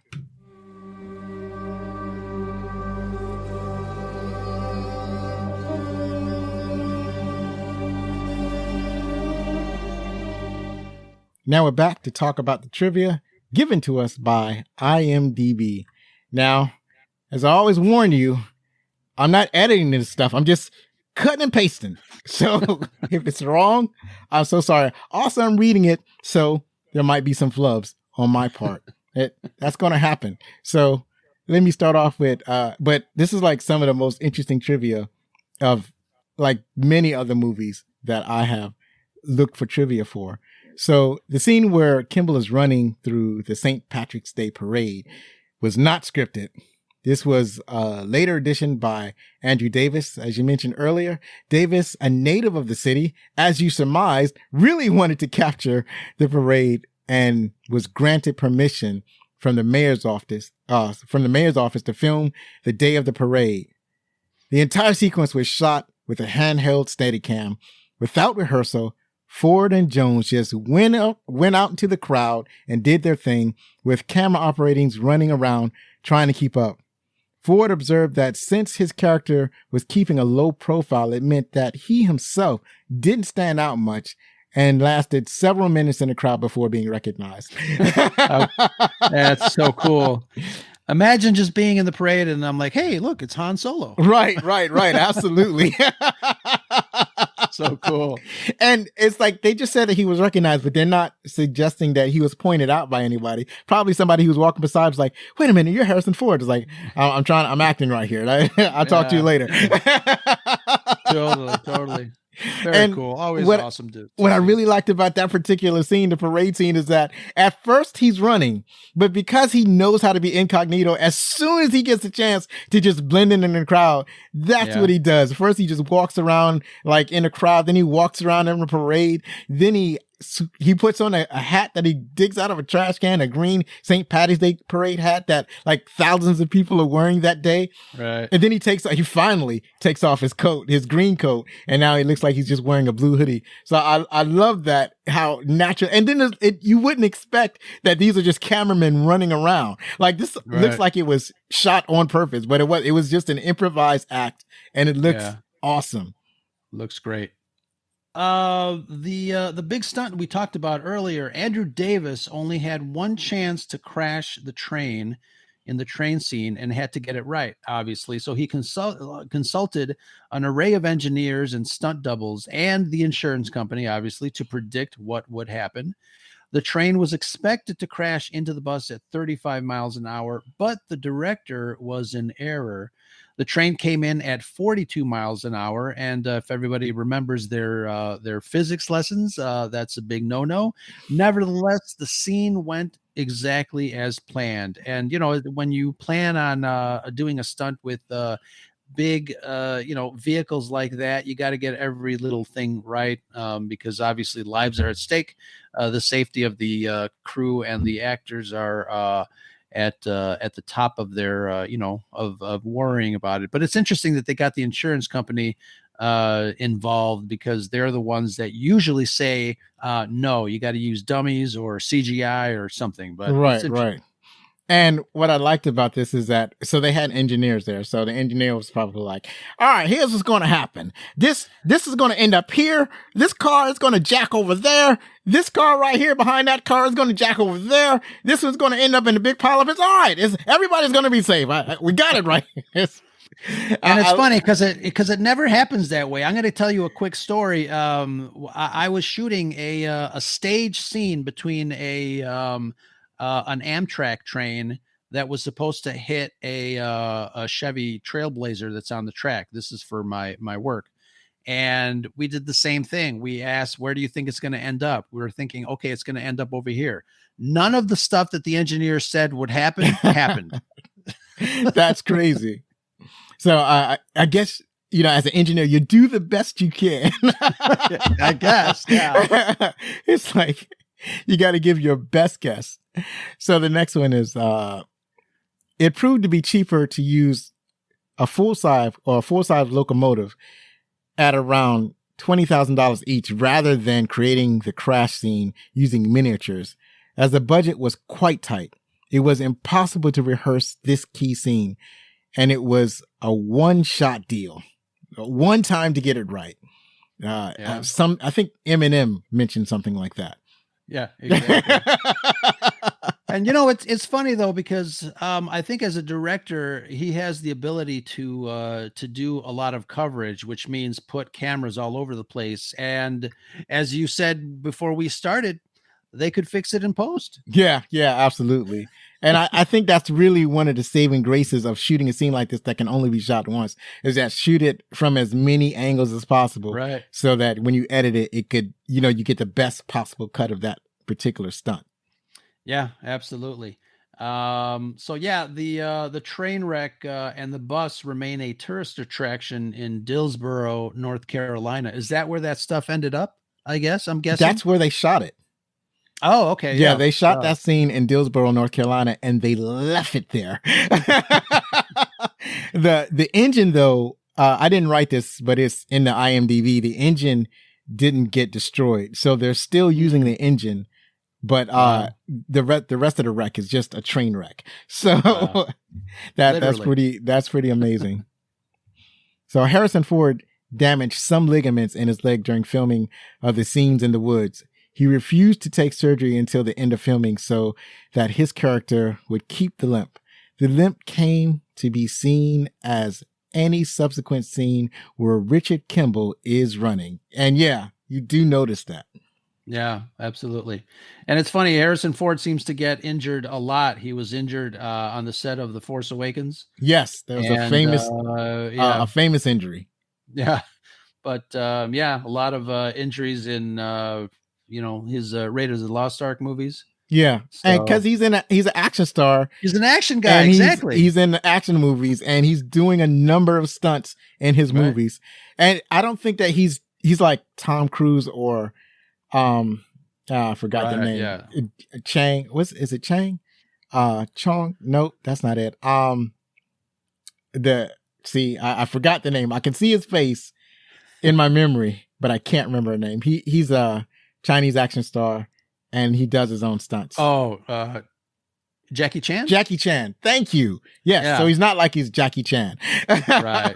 See, Jackie Chan, I mean, Tom Cruise is crazy, but Jackie Chan is crazier. Yeah. Because, I mean, you see some of the stunts, and obviously you're like, oh my God, he had to have broken several ribs. Yeah.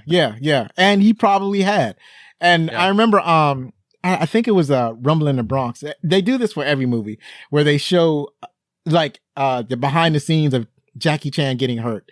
And I think it was in Rumble in the Bronx. He had either sprained his ankle or he broke some bones or whatever. So he had to wear a cast on his leg, and they just painted his cast to look like pants and shoes, right? So I think I remember seeing that. Yeah. So I'm like, man, that's crazy. That's funny. I mean, all the stuff that, that gets done on movies just to kind of fool the audience, which brings us to our next point. Wax bullets were fired at the glass door at the same time Tommy Lee Jones was firing his blanks.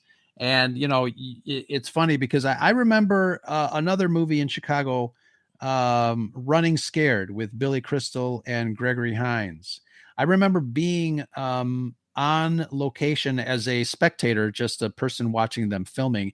And there's a scene where the police are firing up at a ledge at a parking garage, and you see, in the movie, obviously you're going to see bullets kind of fly off, and the concrete of the parking garage wall kind of like, flake off. You can see, because obviously they're bullets.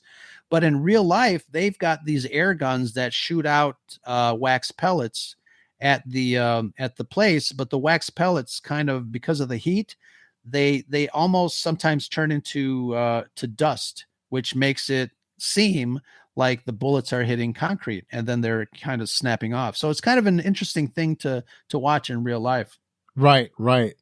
So it's the another technique where they use blanks and squids, which most people are familiar with, and explosive charges. So that I guess if they want to portray a round with a higher impact, then they put tiny charges on the concrete. Now, obviously, you're not going to do this on a real structure, but on a set, that's something that you would tend to do where the bullets kind of explode off the wall. But yeah, it's movie magic is fascinating. And now because of like the recent tragedy that involved an actor that we all know, it was now movies are transitioning away from using live rounds and they're trying to use what you call it, either airsoft guns or like different or special effects or different techniques for not just to get away from using actual firearms. So what I heard was that on John Wick 4, which I still haven't seen, but I still plan to see it. On John Wick 4, none of the muzzle flashes were real. Apparently, they were all CGI'd in. So I was like, good.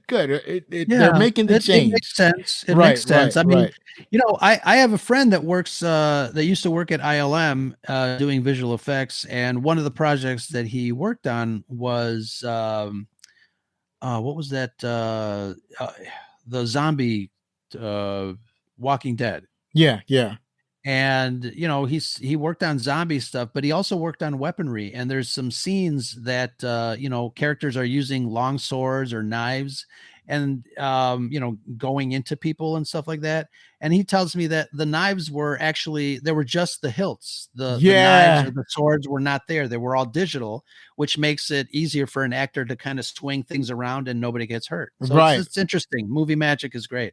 Yeah, I've heard of that happening. Yeah, I think I've seen a video about that. Yeah, I'm really digging the new era of movie magic. So we had alluded to this earlier, this next bit of trivia. So originally, Julianne Moore's character had a bigger role because you would expect it to be a bigger role in the film. Even after she exposes him briefly, Kimble was to have sought out her help. Well, Kimble was to sought her out for help and eventually fall for her. So there's supposed to be a love interest. These scenes were filmed and then deleted from the final cut.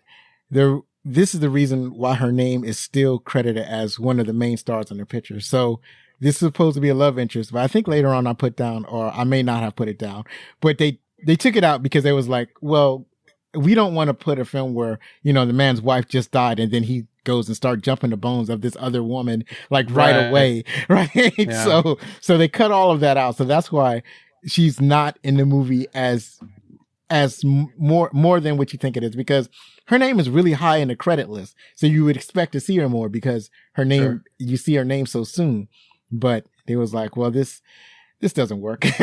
And they took it off. I'm glad they took it off because it would be a little distracting. I mean, they were getting into the sleuthing and the solve, you know, trying to figure out, you know, who killed who. It seemed a little cliche. Yeah. To have, like you said, you know, his wife just died and then he's fallen for somebody else already. So I'm glad they took it out. Yeah. I'm glad too. As I think this type of thinking is kind of a holdover for from the 80s movies. In the 80s movies, it almost always had to be a sex scene. It's not even a love scene, but a sex scene between the hero and his companion or a follower or something like that. Yeah. And there were some scenes like in an early movie, the Commando. So they did a sex scene for Commando. It was Arnold Schwarzenegger and Wei Dong Chong, and they realized it just didn't work. It just wasn't working. And I'm going to put that all on Arnold Schwarzenegger, looking weird, trying to do a sex scene. So they was like, weird. And then they took it out, and the movie's all better for it because not every movie requires a love scene or a sex scene or something like that. Because it, like you said, it kind of messes up the pace sometimes. Yeah, absolutely. So we talked a little bit about this scene in the sewer, the drain drop off. According to producer Roy Huggins, Gerard's line in response to Richard Kimble's claim of innocence when he says, "I didn't kill my wife," was originally written as "That isn't my problem." which is interesting. We talked a little bit about it. And at the request of Tommy Lee Jones, it was changed to I don't care, which is, again, I think it's brilliant. I think it works a hell of a lot better than That's Not My Problem. Right. I think I love it. Yeah. Yeah, I agree 100%. It works so much better because I think it focuses on, his job is to Gerard's job is to bring him in, not to try to litigate his case. So I really love that. So according to the DVD commentary, the scene in which the Chicago police interrogate Richard Kimble was improvised. Harrison Ford had no idea what questions he would be asked. That was beautiful because the way that scene played out, it was pretty awesome. Yeah. And his acting really carries that scene. Sure. Yeah. And, I mean, the fact that both Harrison Ford, obviously, and I can't remember, I used to live a couple of blocks from the hospital where he was born here in Chicago. Swedish Covenant Hospital in the Andersonville neighborhood, but it's really great to kind of see that because it was improvised so well. Yeah, absolutely. So and speaking of improvisation, it seems like both Harrison Ford and Tommy Lee Jones improvised a lot of their scenes, which, again, you mentioned it earlier. It's great when actors of this caliber kind of bring their own 2 cents to the role. I know scripts are written, for a reason as a blueprint, but, sometimes things change on a whim. And I'm glad that the director was able to, to be open to that process, especially with someone like Harrison Ford and Tommy Lee Jones. Absolutely. Scripts run the gamut. There are scripts that are like from being strictly written, like there's some directors that will allow absolutely any alterations to whatever script that they're working off of. So there's that. There's a very strict process. And this tends to happen, especially when you're dealing with like, if it's a redo of a play or something like that. Excuse me, burping or something. And then there's the other end of the spectrum where there's almost no written script. Like, I think it was Beverly Hills Cop. I did some research in that movie for an episode a while back. And in Beverly Hills Cop, it was like they were literally writing that movie on the fly. There was a scene where one of the actors comes out with a roll of paper, and it's supposed to symbolize like police paperwork, but it's actually the script because it's a script that they kept just basically writing as they were filming. So it runs the gamut. And that's understandable because it's Eddie Murphy, He works like that right on the fly with the comedy. Absolutely. So Harrison Ford was the first actor to sign on to the film in September 1992 and personally agreed with Andrew Davis directing the film after seeing Under Siege from 1992 and being very impressed with the results. You know what? I was impressed too. I was impressed with Under Siege. I love that movie. Is that the movie with, what the hell is his name? The action, Steven Seagal. Yes, Steven Seagal. I was trying to think of his name as you were saying it. As you were thinking it, I was trying to think of his name because for some reason it slipped my mind too. And it's weird for it to slip my mind because I've gone into a deep dive in Steven Seagal because of just how weird he is. Like their videos. There are videos of how actors are talking about he was bullying them. There are videos of them talking about how he used to punch stunt doubles or stunt actors like in a fight scene. They would, Steven Seagal, he's supposed to be holding his punches or missing their faces and their guts, but he just goes on full on, hits the stunt actors, which is not cool. And then, totally. And then they talked about how he keeps gaining weight. and then, like he had to wear a girdle or something. And then for some scenes, for some stunts, he can't wear it, right? So his gut has to hang out, and then you get to see his gut in all of its glory. Surprised that I would forget that. But still, Under Siege was a fantastic movie. It had too funny. Yeah, a lot of things that I wanted in that movie. And Tommy Lee Jones was in that one too. Oh, there you go. Yeah, he was. I think in that movie he was playing a version of his character Two-Face. Yeah. So we talked a little bit about how Tommy Lee Jones reportedly told Joe Pantoliano, that it's not like anyone is going to win any awards for this film. But lo and behold, the movie was eventually nominated for 7. That's pretty impressive. 7 Academy Awards, 3 Golden Globes, with Jones himself, ironically, winning both Academy Award and Golden Globe for Best Actor in a Supporting Role for The Fugitive. Harrison Ford was nominated for a Golden Globe for Best Actor, but lost to Tom Hanks in Philadelphia in 1993. Another great movie. Obviously, it was a tough call. Philadelphia obviously has some some important moments as well, but it's kind of funny how Tommy Lee Jones was like, whatever. But, he got some statues for it. Right. I think he was trying to tell Joe to kind of relax a little bit. Relax, don't worry about it. It'll be all right. We're not going for the Oscars, and yet and see, I think this is what happens when you don't try too hard. When you just do the work, you enjoy the work, and then you're rewarded for your work. So up next, Harrison Ford shadowed doctors at the University of Chicago Medical Center to prepare for his role. He said, "It allows you to move and act as if you've done things 100 times before." End quote. So and he does it well. Yeah, you can definitely tell. I mean, like you said in that scene where he's kind of hiding himself and kind of, turning himself back into a doctor, but like incognito. I mean, there's all sorts of things, little motions that he did. I think there was one point where he also kind of like grabs an ID from somewhere, just like nonchalantly. I mean, pretty good stuff.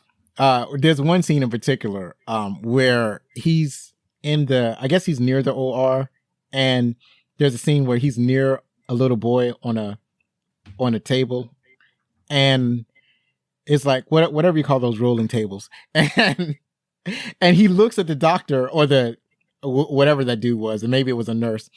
I think it was a doctor, because the doctor wrote the order. So the doctor is doing his diagnosis or evaluation, and you can see Kimble just like kind of shaking his head, like, no, that's not how you do it. And like, while Kimble is watching this guy, I'm watching Kimble. Is like, don't do it, Kimble. Don't do it. Don't.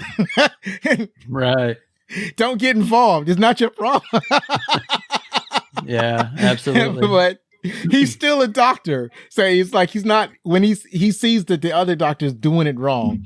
So he's like, no, I'm not going to, he couldn't let it go. So that's when he goes and he looks at the x-ray, and then he rolls the kid over to the elevator, and then he re-diagnoses him and takes him to a different floor so that the kid can have emergency surgery. Right. So yeah, I could see how shadowing doctors worked out for him.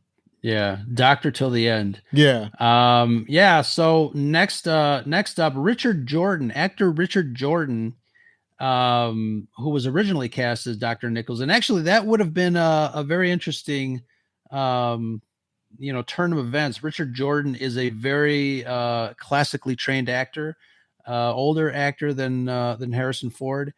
But they actually filmed some scenes with Harrison Ford before he became ill and had to drop out of the picture.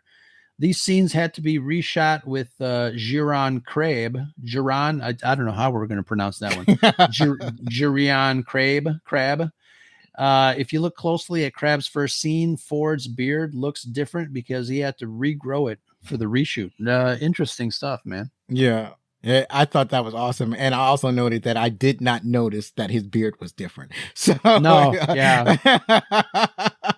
So it's funny. You would be surprised at how many scenes there are that get to be reshot.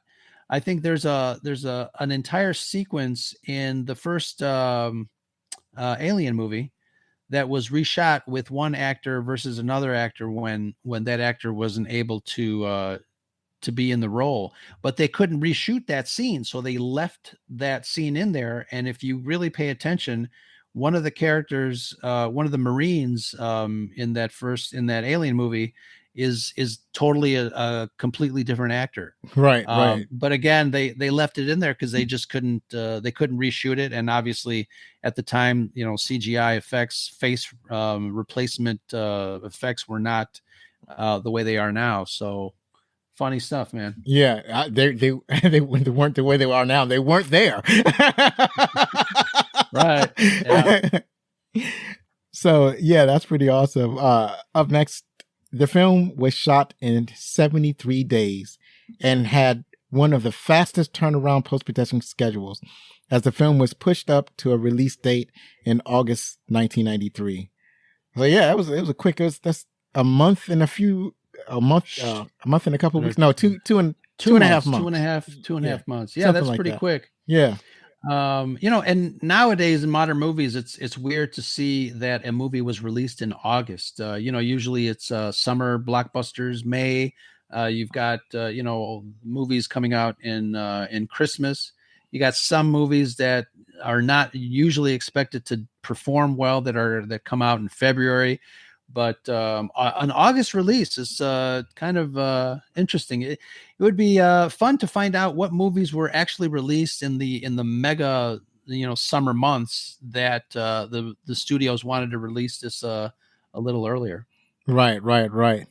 More research is required. More research is required. And speaking of research, so this was the first American movie shown in Chinese theaters in over 40 years.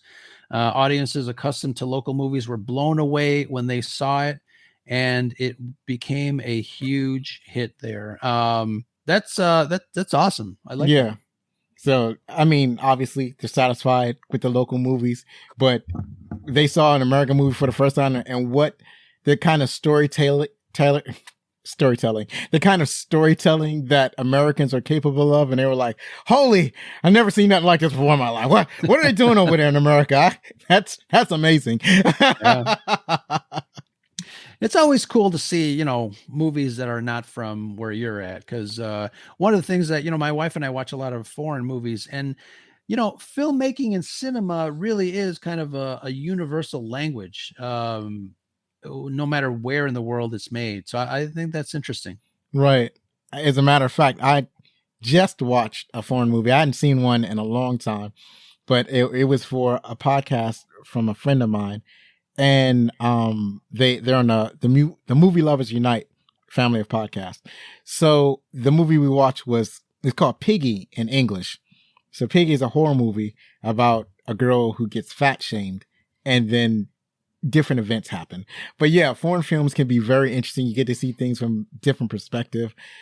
Most of the foreign shows or films I see tend to be like Asian. So like, I can't remember it now. Squid Game, like that one. Yeah, but then everybody likes that one. Right. But it's nice. You're right. It's nice to see something from a different perspective. One of the ones that I wanted to see, I don't know if you've seen it yet, because it is a superhero film, but it's I forgot what it's called, but it's a Russian superhero film. And so I've been looking forward to watching that. I think it's streaming somewhere. So, interesting. Yeah. I'll watch it and I'll let you know what I think about that one. I tweet about it. So yeah, it was, go check it out, or no, stay away from it. It's a really bad copy of the Avengers. So, that's too funny. So Harrison Ford and producers argued over whether Kimble should be sentenced to death or life in prison. They filmed the scene both ways. In the end, the producers went out. So I think this is what you alluded to, but I think this is like the court scene near the beginning. So it's like whether or not he should, and then they went with life in prison. No, they went with death. Cause I remember the judge says, you sentenced to death. And that's kind of messed up. I think that, first is messed up because it's not something you would expect. And the second thing is that, it kind of informed Kimble's decision to jump off the waterfall or the dam. And I thought that it really made sense for the scene at the dam, because I mentioned earlier, like if he gets caught, he's already sentenced to death.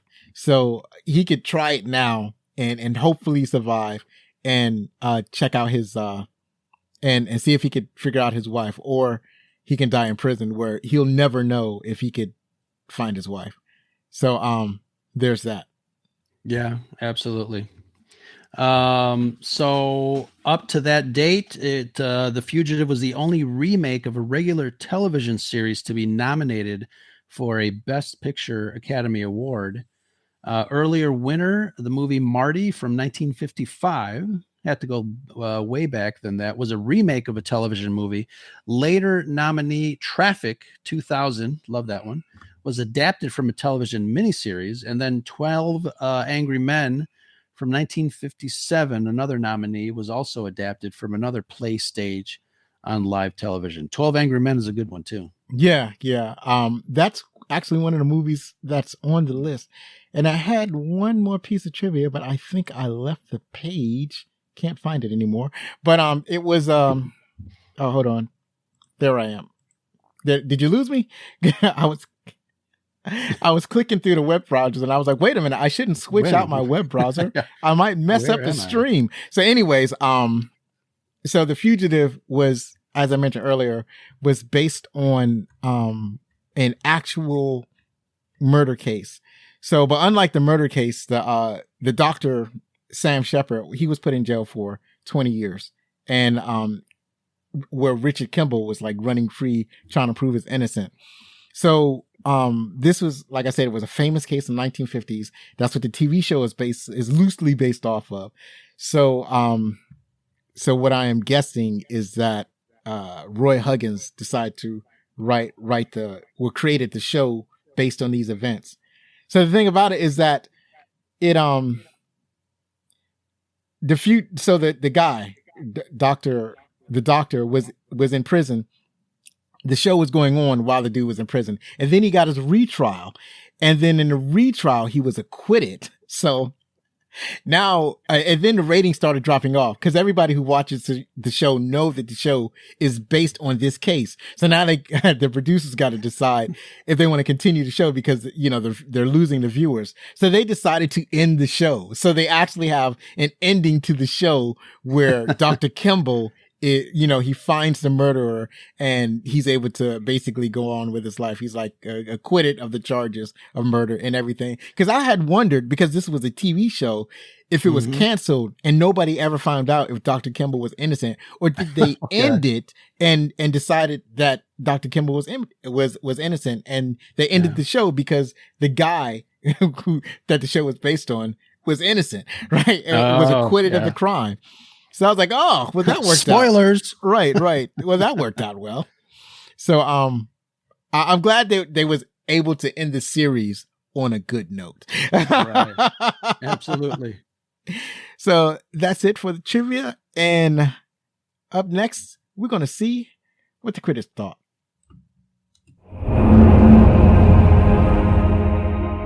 All right. Now we get to, my sound sounds weird. Okay, there we go. I pulled out my cord.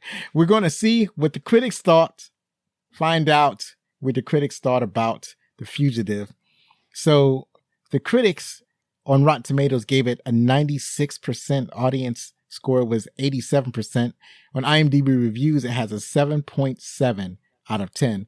What's interesting about this is that whenever you do whenever I do the critics' thoughts, and I got to look up and see what the critics wrote down on Rotten Tomatoes, it can be difficult to find the negative reviews of such a movie. Like if it was like a 60% or 70% or 80%, it's pretty easy to find the negative reviews. But when you're dealing with something like 96%, 99%, it's hard to find. You got to do some digging. Right. You got to do some digging. And then what the comments that they make, they don't feel serious. Like, so to start it off, we have Dwayne Bierge from the Hollywood Reporter. He wrote, call something a train wreck and it's considered a put down. Not in this fast track, no stops chase movie with a massive train wreck scene that's going to have the audiences scrambling for cover. And he is correct. I agree with him wholeheartedly. That is exactly what seemed to have happened. And then absolutely, yeah. Ralph Novak from People magazine, he wrote, The film treats this profoundly preposterous plot as if it were a serious idea. Whoa. See, now you're just being a spoiled sport, Ralph. You're not serious. It's a movie. We know that it's not supposed to be all that believable, but it's called suspension of disbelief. Absolutely. I think Ralph is now working at a Radio Shack. No, he's probably working at People Magazine, just churning out more weird opinions. More weird. Yeah. Oh my God, that's funny.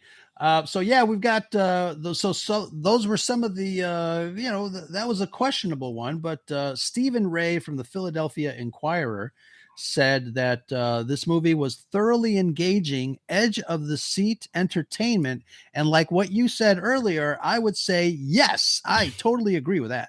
Yeah, that is. I put that in there. Like normally, I don't want to put something that's so succinct, so short, so to the point, but in this instance, it's so thoroughly encapsulate my feeling of this movie. So yeah, absolutely. It's like you don't need to say more. That's this movie. That's it. That's it. That's definitely this movie. Yeah. So we got the Orlando Sentinel, Jay Boyar. While there are actors in this film, there isn't much room for acting. Hold on a second. I think the Academy has an argument for you. Yeah, I know, right? The rapid editing and near absence of dialogue reduces the actors to action figures with colorful labels pasted on their forehead. I don't know what that means, but these action figures definitely acted their butt off because they 7 Academy Awards, 3 Golden Globes. Come on, Jay Boyar. What the hell are you talking about? Not to mention winner of Best Supporting Actor, Tommy Lee Jones. So, and this is somebody who I don't think he understands the craft of acting, right? Sometimes critics will write something just to be contrary to all the popular opinion. And then sometimes I think some critics just don't understand. Like when you watch somebody in the quiet moments, like when they're not saying anything, and you look at, like what you mentioned, their micro expressions, like when you can master the subtle or the micro expressions, that's one of the main differences between theater and film. Like with theater, you kind of have to be really expressive. There's no chance for subtlety because you have to act for the audience in the cheap seats. They got to see all of your expressions. So absolutely, when you transition to television, you have the close-ups. So it allows an actor to be subtle. And this is something that actors have to learn. They have to learn to be small. I think in the film Ali, Will Smith and the director, I think that was Michael Mann, they had to figure out how Ali acts in the quiet moments. Because when you see like interviews or film of Ali, it's like he's being boisterous and bombastic. He's being loud. He's rhyming. Sure. He's like doing stuff. So what does Ali do when he's not on camera? What does he do when he's not doing stuff? And Michael Mann and Will Smith, they had to find that. And that's what had got me to realize, like, I remember watching I think it was a documentary or something of them talking about this. And it got me to realize that acting is much more than just memorizing lines and delivering lines or delivering lines in a certain way. It's how somebody acts in the quiet moments, or like another great example. We just did Jaws a couple of episodes ago. And in Jaws, there's the famous scene of the whale hunter or the shark hunter. And he's talking about when he was a seaman on the Indianapolis, the USS Indianapolis. And so he's describing that scene. And then you have the other actor, like both of the actors are in the frame. And I can't remember his name right now, but the other actor is in the frame. It's just as entertaining looking at him reacting to the story as it is watching the guy tell the story. That helps sell the story. So that's something that you got to look at and understand the actor's whole work. It's not just, or like you hear about stories of how actors are acting in a scene and the camera is not on them, but they're still acting as if the camera was on them because that's part of the job. So sure. And that's part of the professionalism of acting. Right. Yeah, absolutely. Yeah, absolutely. Yeah. You mentioned we're kind of on a Chicago kick right now because Michael Mann is another Chicago director. He graduated from Amundsen High School, which is my alma mater here in Chicago. So it's kind of funny. Yes, that's pretty awesome. Well, Chicago is, I think it's the third biggest city in the United States. And Yes, then number they 3. also have a pretty robust theater scene, I think. And it's also a place where it's a great location for shooting. There are whole TV series, they're like 4 TV series that have Chicago in the name. Right. So right, exactly. I guess all the Chicago PDs, right, Chicago Fire, right, Chicago Hospital, whatever the hell that right, name. right. But, I think that's maybe it's called Chicago ER. I don't even know what it's called, but it's so many. It's just a great place for storytelling. One of my favorite stories is it's called The Dresden Files. It's about a magician, or not. He's not a magician. He's a wizard. He's a modern day wizard that kind of lives out in the open, and he operates in Chicago. So you get a lot of the feel of Chicago when you read those stories. And they briefly had a TV series. Hopefully they'll bring that character back in a TV or a movie in some form. But if you ever get a chance, you can check out. It's called The Dresden Files. The series is called The Dresden Files. So if you like vampires and werewolves and wizards, and you can check that out. Excellent. So finally, The Fugitive is, as of this recording, available on HBO Max, soon to be called Max. Have you heard the news that they're changing the name? Yes, I have. And, since the 80s, I've was looking forward to an all Max Headroom network. So this is perfect. Well, I'm just glad they didn't change it to something like HBO Discovery, because it's kind of a long name. It's kind of cumbersome. Why would you call your network that? So, right. Or they could have called it HBOD. I would have accepted that, although that would have also been kind of weird. But HBO Max, they're dropping HBO and Discovery and just sticking with Cinemax, I guess. So that's it for today. Next week we have a special return guest. Oh no, they're not a return guest. They're the first time guests. I feel like they're return guests because I've been on their podcast like a couple of times. This will be the first time I get to show up on their podcast. I had mentioned them earlier. They're the hosts of Not a Bomb Podcast, Brad and Troy, and we get to talk about a great movie, Rumble in the Bronx, starring the aforementioned Jackie Chan. There you go. Perfect. Please follow us on Twitter or TikTok at Backlit Cinema, or on Facebook or Instagram at Backlit Cinema Podcast. And if you're on Mastodon, at Backlit Cinema, at mstdn.party. Have you sampled Mastodon yet? I have not. Yeah. I'm not saying that I don't recommend it, but I will say that it takes a little bit more than getting on Facebook. Don't forget that you can contact us with any questions, comments, or suggestions at fanmail@backlitcinema.com. And Ro, do you have any additional plugs that you want to put out there? No, not really. Just thank you again, Zoe, for inviting me on here to talk about this wonderful Chicago-based movie with one of my favorite actors, The Fugitive. It was a lot of fun. We really took a nice deep dive into the film and some of the actors, some behind-the-scenes stuff, which is always a lot of fun. Thank you. And thank you for joining me. I really appreciate it. I really appreciate you sticking. It's getting really late, so I'm glad you stayed for the whole time. We started a little later than we had planned, but you stuck in there, and I really appreciate it. And I know that you're so busy. You got so many shows and podcasts that you appear on, and I'm so grateful that you chose to appear on my podcast. I really appreciate it, and I enjoy Scarif Scuttlebutt, and I enjoy the conversations that you have. You have different conversations about different aspects of science fiction. And I just really love all that stuff. And thank you for bringing up Buck Rogers. I'm sure you saw that I bought the Buck Rogers DVD set. That's awesome. I was like, God, look what you made me do. So awesome. Yeah, it is. So one last time, if you like the show, then please help us grow by sharing this podcast with your friends. And I know you've enjoyed our guest, Ro. So please watch or listen to Scarif Scuttlebutt on YouTube or wherever you listen to pods.